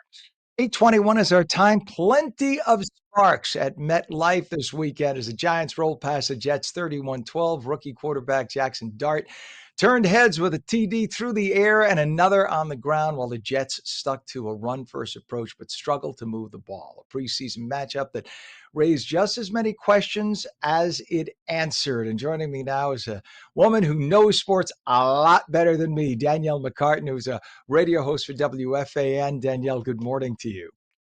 Yeah, good morning. Buona mattina, Ken Rosato. Buona mattina lei anche. You know, it's funny. I know about that much about sports, but this gives me my opportunity to sound like I can impress you with stuff that was written by Gerald, our executive producer. So I hope I sounded convincing because it was all from script. But you are the pro at this, and it's awesome to have you on. Listen, I have to ask you, how impressive would you say was Jackson Dart's preseason debut? Are we looking at some magic that we're going to have this season? I wouldn't say this season, but it was better than expected. I mean, he even orchestrated sustained drives that ended in scoring more often than not, which is crazy for the Giants, right? He got rid of the ball quickly, which means he was decisive. That little sidearm throw on that standalone play Saturday night had shades of Patrick Mahomes. And the pace of the offense with him is great. They rarely huddle up, which means you can get mismatches on defensive personnel. So I think better than expected for Jackson Dart. I just don't want to see him under center as a starter this season. Yeah. My 94-and-a-half-year-old father, by the way, says he tells me he's going to live to be 110 because he says it's only when the Giants become a great team that he will finally say, okay, take me. So he keeps living and saying every year they disappoint, whatever. Should Russell Wilson be looking over his shoulder after Dart's performance? No, I don't think so. I mean, and I don't think he's doing that either. I mean, when camera flashed to him every time on the sideline during this Jets Giants game, he was helping his other quarterback. So I mean, I could see like, if I was looking over my shoulder, I wouldn't be so apt to help the guys behind me. I might go for Dart as the backup only for the reason that the second string quarterback, gets more reps in practice than a third string quarterback, which he's projected to be. Also, in my mind, Jameis Winston hasn't really done enough to earn and take that backup job. The offense doesn't look sharp. I mean, the fumble on the first snap of the night against the Jets, not a good look. But Dart's in a good situation. Joe Shane put him in a good situation. So I don't think there's a need to rush him onto the field as the starter just yet, because he can learn behind a Super Bowl winning quarterback in Russell Wilson. And would you say the Jets lean a little too heavily on the run game? Oh my God. I look, I know they're trying to develop an identity, of course, like, okay, ground and pound, right? But as we're watching that game, I was waiting for them to throw the ball further than 5 yards. It's like wide receiver screen, 10 handoffs in a row, handing it off on 3rd and 8. I mean, there was a point, Ken, where there were 10 straight runs and then an incomplete slant pattern to Garrett Wilson. I just wish the Jets can open up the offense before week 1. This is unbelievable, really. Can Justin Fields even throw the ball? I think that's still a legitimate question, going into week 3 of the preseason. Just unbelievable when you consider how much money there is in this sport, the billions of dollars that these teams are valued at, and they just can't get it together season after season. What would you say in this case? What stood out most from the Giants and Jets' depth on both sides of the ball? What do they have and what are they lacking? Well, the thing that the Jets were, showcasing most was that running game. And they do have a three-head. They had Brees Hall, Braylon Allen, and now Justin Fields. And that's a different look than the Aaron Rodgers type offense. So there is depth there. I just want to see him throw the ball for once. And then the Giants offensive line, I mean, only 1 sack through 2 games. I mean, Coach Chris Snee is really working his magic with that unit, so to speak. And that, I think, has stood out to me, that this offensive line for the Giants, which is projected to be one of the worst in the league this season, all of a sudden looks formidable, and all of a sudden is allowing guys like Jackson Dart and Russell Wilson to stand tall in the pocket and deliver the ball. So that, to me, I think is the most surprising part of this entire preseason, for both teams, is that the Giants' offensive line and the depth behind it looks pretty good. We'll see what happens. What would you say the roster decisions could be for this game to have some impact before week 1 for both teams? Yeah, for the Jets, I didn't see it. What I was looking for in this game was just a wide receiver 2 to step up, because everybody knows Garrett Wilson's going to be doubled up this season. It's no secret. That's the game plan. So who is going to be the 2 to his 1, so that guy can start to draw some attention from the defense? Like, if there isn't a guy that could step it up, I mean, it's going to be a very long season for Garrett Wilson and the Jets. So I saw Quentin Skinner, 48 yards receiving in this game. That's encouraging. I don't know how many exactly came from Justin Fields. Probably not many or not at all. But Quentin Skinner maybe has stepped up into that role. But for the Giants, I know, Ken, I know you were watching this. Rookie free agent Bo Collins out of Notre Dame.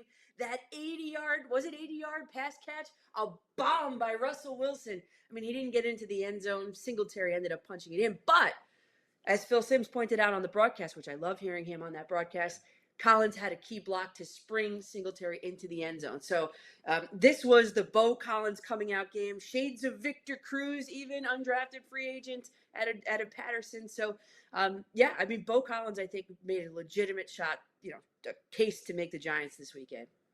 What would you say if we expanded out to some of the other teams out there right now? Who's looking on fire I mean, we can't even say it's early yet. It's pre-early, but who do you think has some fire for this coming season? I mean, the Eagles are the team to knock off, right? And unfortunately for the Giants, they reside in their own division. So the Eagles, I would say, the Chiefs, as long as Mahomes and Reed and Kelsey are there. I like the Lions this year a lot. They got pretty far without Aiden Hutchinson on their defensive line in the playoffs. So those are kind of the 3 teams I'm looking at. The Bills, of course, the New York Buffalo Bills, I get that too. So those are probably my top 4. The Bills, the Chiefs out of the AFC, and then the Eagles and the Lions out of the NFC. And of course, everybody loves the Eagles fans, tongue in cheek. So they're a unique lot, let's just say that. And they comprise the southern half of the state and a lot of people in New York too. So we'll see what happens. All right, we love when you come on. WFAN radio host Danielle McCarten, thank you for getting up with us this morning and for joining us. Always a pleasure to have you on. You got it, Ken. Thanks. I appreciate it. Grazie Have a mille. great Grazie mille. Oh my God, I love it. Your Italian is awesome. Are you part Italian? Yeah, during the week I teach Italian, so Io non lo sapevo, dobbiamo parlare solamente in italiano se lo vuoi. va Perfetto. bene. Oh, I Profitto. love it. I didn't know that. That's excellent. All right, then you come on every day if you want. That's awesome. All All right, right. have a great day, Danielle. Thank you again. All right. 8:29. Have Oh, right after my own heart. I love it. It's 8:29 now, 66 degrees. And when we come back, brand and digital strategist Fisher joins us to talk about talks between the Trump administration and chip maker Intel to take over the struggling, or at least part of the struggling company.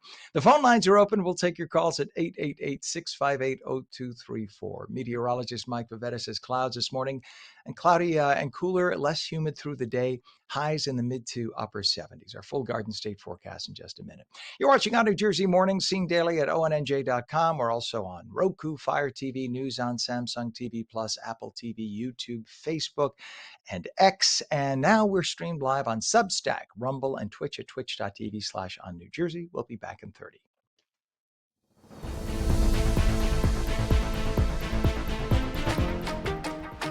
Hi, I'm Jeanette Hoffman, host of Energy Matters. Join me every night at 6 p.m. where we're discussing energy affordability, challenges, and solutions with stakeholders and elected officials. Join me weekdays at 6 p.m. on Energy Matters on ONNJ.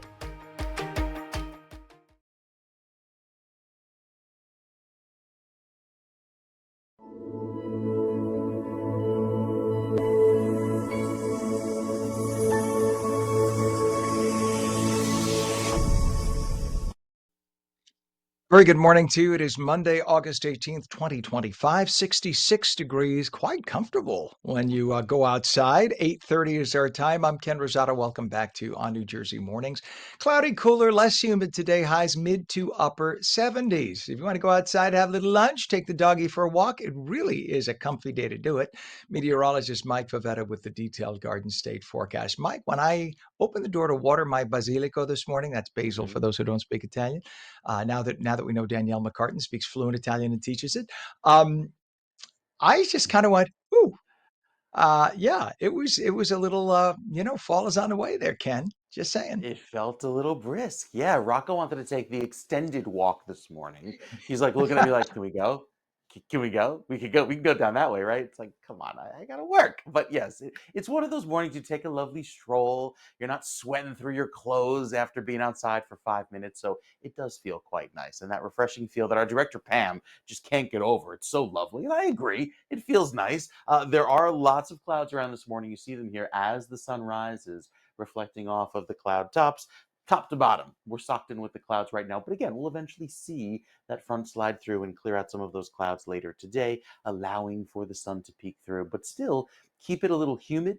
In southern New Jersey, the drier weather is predominantly across the northern part of the state. So if you're waking up right now, say Atlantic City South, and go, what is he talking about? It doesn't feel like fall. It's still quite humid for you today, and then we get a little bit better by tomorrow. Air quality is good today. I think our forecast points to, again, with that earlier sunset, now at 7:50 and the sunrise happening a little bit later. Didn't get a whole lot of sun this morning, thanks, of course, to that cloud cover. Even a few showers popping up here on the radar picture across portions of Tom's River, along the Parkway, working south toward LBI. So a gray looking day, even though the water temperatures are nice and warm, you probably won't be able to go near the water starting today at some beaches because the rip current risk is already high. I think we'll see the red flags or the no swimming as soon as tomorrow, with the waves only getting bigger from that point. So here's the storm, and this is Erin, a very large storm, very wide, generating some enormous waves down there in the Caribbean. Here toward the northern section of the map in across New Jersey, we have all of the clouds that'll be around throughout Tuesday, maybe some breaks of sun by tomorrow afternoon, but still generally cloudy at the coast, even across most of southern New Jersey from the shore points. By Wednesday, we have a little bit of light rain, and then we clear things out by Thursday, but we're still left with the large storm offshore as the front that tries to push it out isn't strong enough to push Erin completely out to sea. But Erin's center stays far enough away that we don't have to worry about dealing with the rain. The waves and the clouds, different story, because I think the cloud bands will be large enough to impact our weather and kind of give us some faded sunshine by Thursday. And then as the storm center, again, only a couple hundred miles offshore, throws back some big waves. We'll see those beach erosion type waves, the large crashing waves that could close the beaches as well as soon as Thursday into Friday.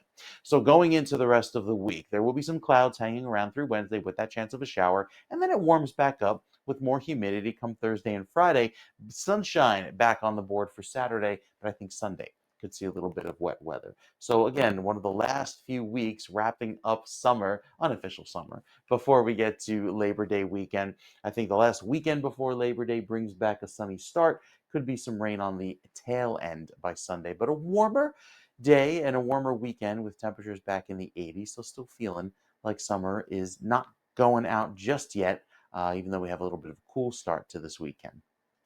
Very good, sir. All right. Yeah, no, definitely. It's like kicking and screaming as it's leaving, but for sure. Mm-hmm. All right, Mike, we will check back, sir. Thank you. At 8:34, we have 67 degrees now throughout New Jersey. Let's take a look if we can at Route 21 at 46. This is eastbound we're looking at right now. You can see just a little bit of volume. This would be in the area near Belleville, New Jersey. You could kind of see the volume there moving on. Sorry about the blurry cam. That just happens sometimes. That's the world of digital. This is the way it comes in. So it's actually, it gives the impression that there's a lot more traffic than there is because it's all blurring together, but it is what it is. We have a vehicle fire that has been extinguished eastbound 280 at exit 12. That's pretty much lightened up now. We saw that last camera shot before and it looked like things have opened up. Everything is off to the shoulder. Water main break reported 182 northbound at East Avenue in Hackettstown. All lanes are open, just a brake check through there. And I-80, we have a crash eastbound at exit 47B, Route 46, Parsippany Troy Hills, with the right shoulder closed. The Hudson River approaches right now, Lincoln and Holland, easy 10 minutes, and the GWB upper and lower right now moving very well, as you can see. That's about a 10 to 15 minute crossover time to get into Manhattan. 8:35 is their time, and the worldwide chip making industry is huge. As I knocked my microphone, excuse me, with many expecting it to be a $1 trillion industry in the next 5 years. How a chip maker performs can have implications beyond sales because it can impact the security of a nation. Remember, whoever produces the better chips, you have the better technology, etc. Well, just last week, President Trump called for the resignation of chip maker Intel's CEO, prompting a meeting. And now at least one published report says the Trump administration may look to have the government take over at least part of Intel. To explain the details behind this is brand and digital strategist Fisher, who can be found on X, Threads, and Instagram with username @Fisher and through his website, fisher.media. Good morning, Fisher. Good morning, Ken. See my Italian hands always going, knocking my microphone all over the place. I It was laughed. nice That and was sad. fun. Because you only know me 30 something years. So That's right, if which you, this next line is going to be perfect for that setup. Back in the day when I was known as Willie B. Good and you were known as Ken Rhodes or Smokin' KC Rhodes, Intel was like the big chip maker, right? You'd hear correct. Intel everything. You couldn't get a computer without Intel chips in there. Intel Inside was their logo. It had the little special jingle that came every time a Mm-hmm. commercial came on. Bum, And bum, as you bum, bum. mentioned, the trip. Yep. Yes, exactly. Bum, bum, See, bum, it's bum. ingrained in our heads. Thanks, Yep. Smoking KC Rhodes. Thank you, The sir. Trump Yes, administration anytime will is be good. Anytime, sir. the old I'm radio names sorry. from I back in do. the day. Yeah, so the Trump administration is rumored to be in talks with Intel for the U.S. government to potentially acquire an equity stake in the struggling chip maker to support its domestic manufacturing efforts. The deal aims to bolster Intel's planned facility in Ohio, which was once touted as the world's largest chip-making facility, but has faced multiple delays. And the move reflects the administration's strategy to intervene in industries critical to national security, as you mentioned, similar to deals with NVIDIA and MP Materials. The discussions follow a meeting between President Trump and Intel CEO Lip-Bu Tan, which occurred days after Trump publicly called for Tan's resignation over alleged ties to Chinese firms and the Chinese government itself. CEO Lip-Bu Tan has scaled back Intel's manufacturing ambitions here in the United States, slowing Ohio factory constructions to align with demand, potentially conflicting with Trump's manufacturing push. Now, again, the administration is considering using funds from the 2022 CHIPS Act, under which Intel previously secured $8 billion in subsidies for factory construction. Intel has faced challenges, including loss of competitive edge to TSMC, which is made in Arizona, a weak AI chip market presence, and quality issues with manufacturing processes. Analysts suggest government backing could provide Intel time to revive its loss-making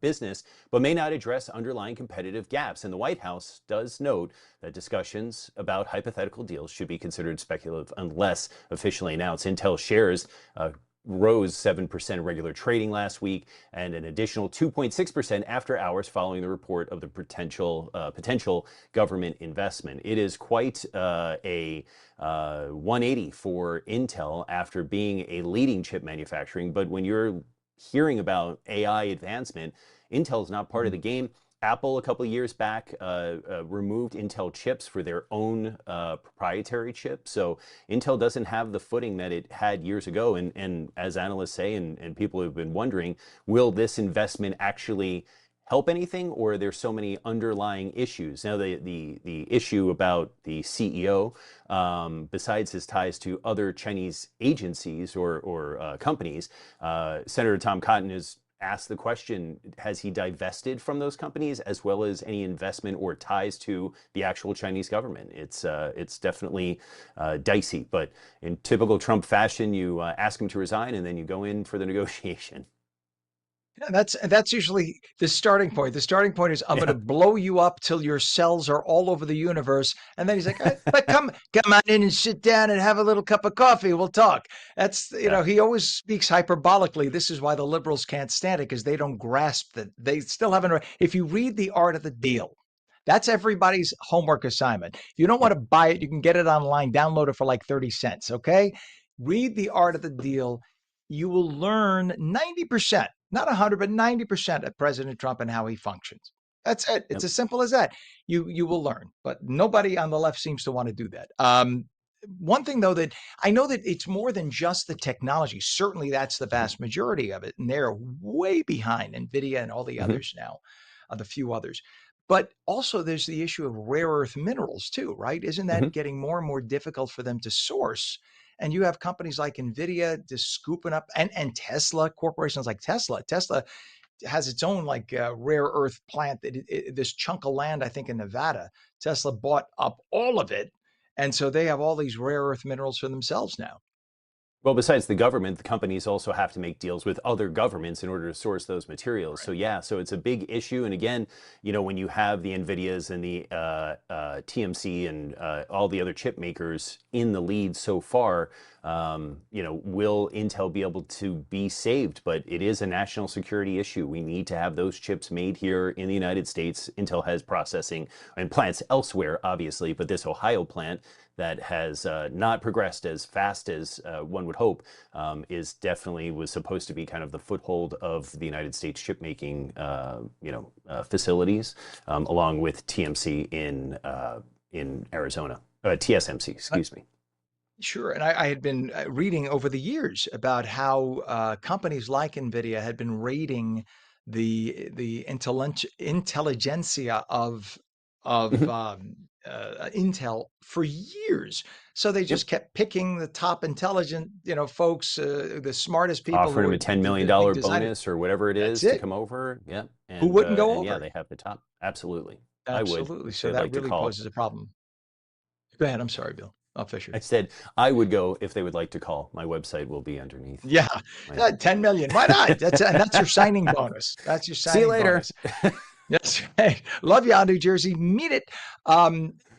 But we take for granted how serious this is for our national security, because when you look at AI and the exponential rate at which it's increasing, I mean, I don't know if you heard the story we did earlier of Meta AI producing a fake romantic figure that an elderly man who had cognitive issues, he thought it was a real woman.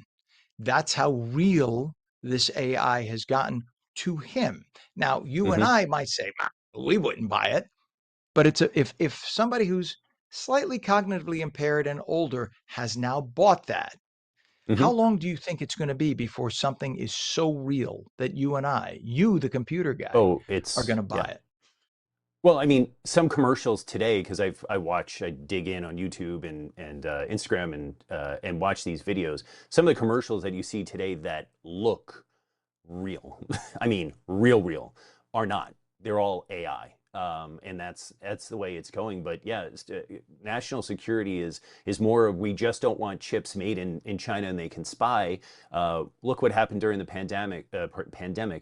I need to have my coffee this morning, where we couldn't get shipments to the United States from places. We were fearful in 2020 whether or not the new iPhone would be released, right, or the Apple Watch, or any Samsung products, because chips were made overseas. So having those chips made here is important. Tariffs obviously hit differently when you're importing them from different countries, but when they're made here in the United States, the prices stay lower. So there's a lot to that national security besides we just don't want Chinese chips in our phones and they can be, they can spy on us and things of that sort. It's actually having those goods in the United States for lower costs and for, not worrying about shipping issues and things of that. All right, brand and digital strategist Fisher, who could be found on X, Threads, and Instagram with username @Fisher and through his website, fisher.media. My friend, as always, thank you for joining us this morning. Have a good day. You too. It is 8:44. We have 66 degrees, and when we come back, it's back to school time. Many families in our area struggling to figure out how to buy those school supplies for their kids. We'll talk with the Salvation Army about how they've stepped up, as they always do, to help. Cloudy, cooler, less humid today, highs upper 70s. Meteorologist Mike Favetta returns with your full Garden State forecast. You're watching On New Jersey Mornings. We'll be right back.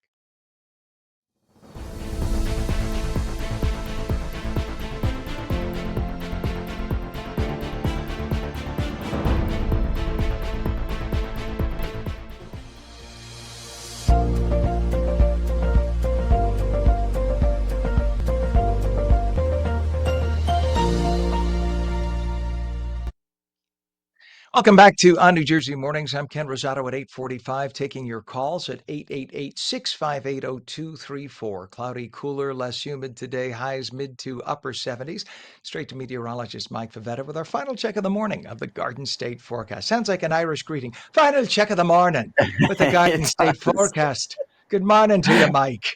Good morning, top of the morning to you, Ken. We've got a really pretty start to the day. Lovely weather to begin our morning. Cloudy, but a little gray and cooler than mornings past. In fact, we'll warm into the low 80s with some sunshine returning across just northern New Jersey later today. I think most of central and southern parts of the state stay cloudy into this afternoon as we keep it dry. We've been dry for the last month or so, have an underwhelming amount of rainfall statewide. That's brought some areas less than 2 to 4 inches in terms of rainfall over the deficit over the last 30 days. Want to focus in on the wave heights of Erin. You see this large blob here working up the coast. These are the 10 to 20-foot waves that'll be offshore, meaning that some pretty large waves will be crashing onshore by Thursday into Friday. So most of that will linger into the weekend, and then the waves ultimately calm down into the end of the weekend and early next week. So plan on some beach closures and keep an eye to the flags along the water, especially if you head out toward the water by this weekend. Cooler than average at the coast here in New Jersey, and then by the time we get to the end of the month, we should make up for some of that rainfall. Could come as early as Wednesday with some wet weather moving in midweek. Clears out by Thursday with some more humidity, slightly warmer, back closer to average throughout Saturday, and then another round of rain for Sunday. The shore points will be a little bit cooler with those clouds, especially through Wednesday, but also slightly more humid. And then Thursday warms up with the effects of Erin offshore. We'll likely see some high, thin clouds. And of course, those big ocean waves crashing on shore, likely some beach erosion mixed in there as well. Saturday and Sunday looking more pleasant with lots of sun. So a nice, decent way to wrap up the work week and start off the weekend with some sunshine, Ken. All right. Thank you so much, Mike. 8:47 is our time. In terms of traffic, I'll just repeat the camera for Pam. We do have something here going on to the Outer Bridge crossing. So this is NJ 440, Pam, at 63rd Street, cam number 1, if you could. We have an issue right now reported on the Outer Bridge crossing, a disabled vehicle on the Outer Bridge, the westbound side. So that is coming into New Jersey with the right lane block. So that's, yep, that's it. That's them headed into, coming into New Jersey. You can see right now it's just a bit of a brake check, but that might mount as the morning goes on and cause some residual traffic in the other direction as well. We have a water main break reported on 182 northbound by East Avenue in Hackettstown. All lanes are open. Again, brake checking through there. Crash on I-80 eastbound by US 46, Parsippany Troy Hills with the right shoulder closed. And we have delays on the Garden State northbound from south of exit 89A, which is Route 70 in Lakewood Township, to north of exit 90. It's about a 2.5 mile delay, all due to volume. The approaches to the Hudson River crossings right now, about 10 minutes at all three, the Lincoln, the Holland, and the GWB. 8095 approach, you can see, moving pretty well. 8:48 is our time, and as the new school year approaches, the rising cost of school supplies is putting a strain on families across New Jersey. But thanks to the Salvation Army New Jersey Division, nearly 6,000 children statewide are heading back to class with confidence, equipped with brand new backpacks and essential supplies. Captain Darell Houseton of the Salvation Army joins us to discuss their statewide distribution events and the impact that they're making. Captain Houseton, thank you so much for being here this morning. Oh, thank you for having me. You bet. I love the Salvation Army. You are always there, especially in communities where a lot of other charities don't even bother coming in to help. And you have always been the stalwarts. You're always there helping out the most destitute in many cases, and when the biggest crises happen. And right now in New Jersey, you have so many families facing that average. It's $875 in back to school expenses. When we were kids, so I'm older than you, wasn't 875. That's a lot of money. So tell us how the Salvation Army school supply distribution events, why they're so critical for New Jersey communities, and how you all decided to get involved. Well, thank you for your support. We really do appreciate it. And you hit the nail on the head. One of the benefits and privileges that we have as the Salvation Army is that we don't have to come into communities to support them. We're already there. And this is just a part of our support for our broader mission year round to meet human needs and to provide these essential services to folks in our communities. And you know, like I know, that the more prepared you feel and the more prepared you are, the better chance at success you have. And we want to provide that for the kids in our communities around New Jersey. Yeah, that's so essential. My mother was a teacher and an administrator in schools, and my mother-in-law was a teacher for decades.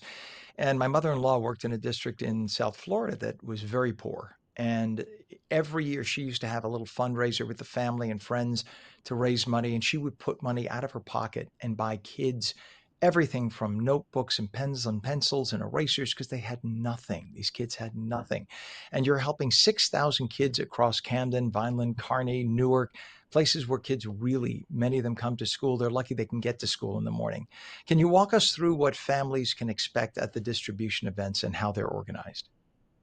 We're really excited to be able to provide these opportunities for the kids because it's not just equipping them with supplies, but it's also preparing them to be confident and prepared in the classroom and establishing that dignity.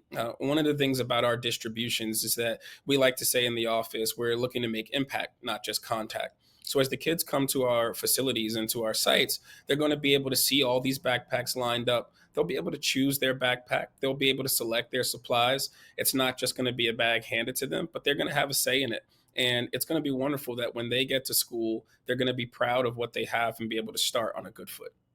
I love that. I love that. That's what a difference, and the confidence that gives when you start them off on that footing of being excited to come to school because they don't have to feel embarrassed and shy away from the other kids. I got exactly what you got. We're all going to start out the same. That really makes such a big difference. That confidence level gives them a fighting shot, if you will, at being a success in their school career. And that's so important. The kids should have to worry about nothing else but their school studies. They shouldn't have to worry about all those other stresses. Share a story, if you can, Captain, from one of the communities that you're serving that highlights the need for or the impact of these distribution events. Oh, absolutely. When I think about specifically here in Newark, New Jersey, and we have such a diverse community and a variety of needs and grade levels and schools, that oftentimes populations and pockets of kids get overlooked. I think specifically about some of our older kids who, because they're not as small as some of the younger ones, they tend to get overlooked. But Mm. what we recognize is that they oftentimes need supplies that are larger and more expensive and more burdensome on the families, which is why it's so important for donations and folks to visit us at our website, salvationarmynj.org, to be able to help us provide these supplies. I can remember specifically of a young man who needed a scientific calculator. And when we looked up the calculator that they needed in class, it was $85 for a calculator for a single class. Some schools are able to provide these resources, but others aren't. And that's where we step in to come alongside families to make sure that because of finances, no child should have to go without. Wow. Unfortunately, or at least I'm hoping that today the Chromebooks and things like that can access that stuff online. So hopefully that doesn't, that sort of is the new substitute for, I remember the scientific calculators back in the day, but it's just how daunting a thing that might be if you have destitute poverty and you're being told, oh, by the way, you need this for class, $85, and you don't even have food for lunch or for dinner, whatever. You go home and you're struggling like that. That must be terrifying for a lot of kids, really scary. And I think a lot of people, by the way, I want to mention this, Captain, anytime we have someone from the Salvation Army on, I always want to point out a lot of people don't realize that the Salvation Army is a church, right? I was a Catholic priest. I always looked at everybody in the Salvation Army as you are literally putting your money where your mouth is, so to say. You are out there doing the ministry that you're called to do. You do such an amazing job. You are just you're the Holy Spirit exemplified on earth as far as I'm concerned with what you do. You're known for doing the most good beyond the school supplies. What other ways is the New Jersey Division supporting families as they prepare for the school year? As families are getting prepared for the school year, we're recognizing that there's a holistic need. That while the children may have backpacks and supplies, we want to make sure that they come home to homes with food in the refrigerator and in the cabinets. So we have our pantries throughout the state, our choice pantries, where folks can come in again, restoring their dignity, not just being having a bag thrusted into their face or chest, but being able to come in and select the items that they know their family needs and be able to have a healthy meal every single day based on some of the supplies that we're able to provide. Additionally, as you know, we ramp up for the different seasons. We just came off of our summer camp where thousands of kids from around New Jersey were able to attend for a week to get away and go into our wonderful Camp Tecumseh in Pittstown, New Jersey, but to experience a opportunity that maybe otherwise they wouldn't, to get out into nature, get from in front of the screens, and really just connect with other young people their age and being guided by people that really care about them. And we're That always must have been continuing to amazing. ramp up. Yeah, it was a wonderful time. My daughters also went, so that was Aw. fantastic. And every year we ramp up getting ready for Christmas as we continue to provide opportunities and cheer for families around that time as well. And I know a lot of people donate, they donate clothes through the year and whatever, but a lot of people they only think about donating food, canned food and whatnot at like Thanksgiving and Christmas.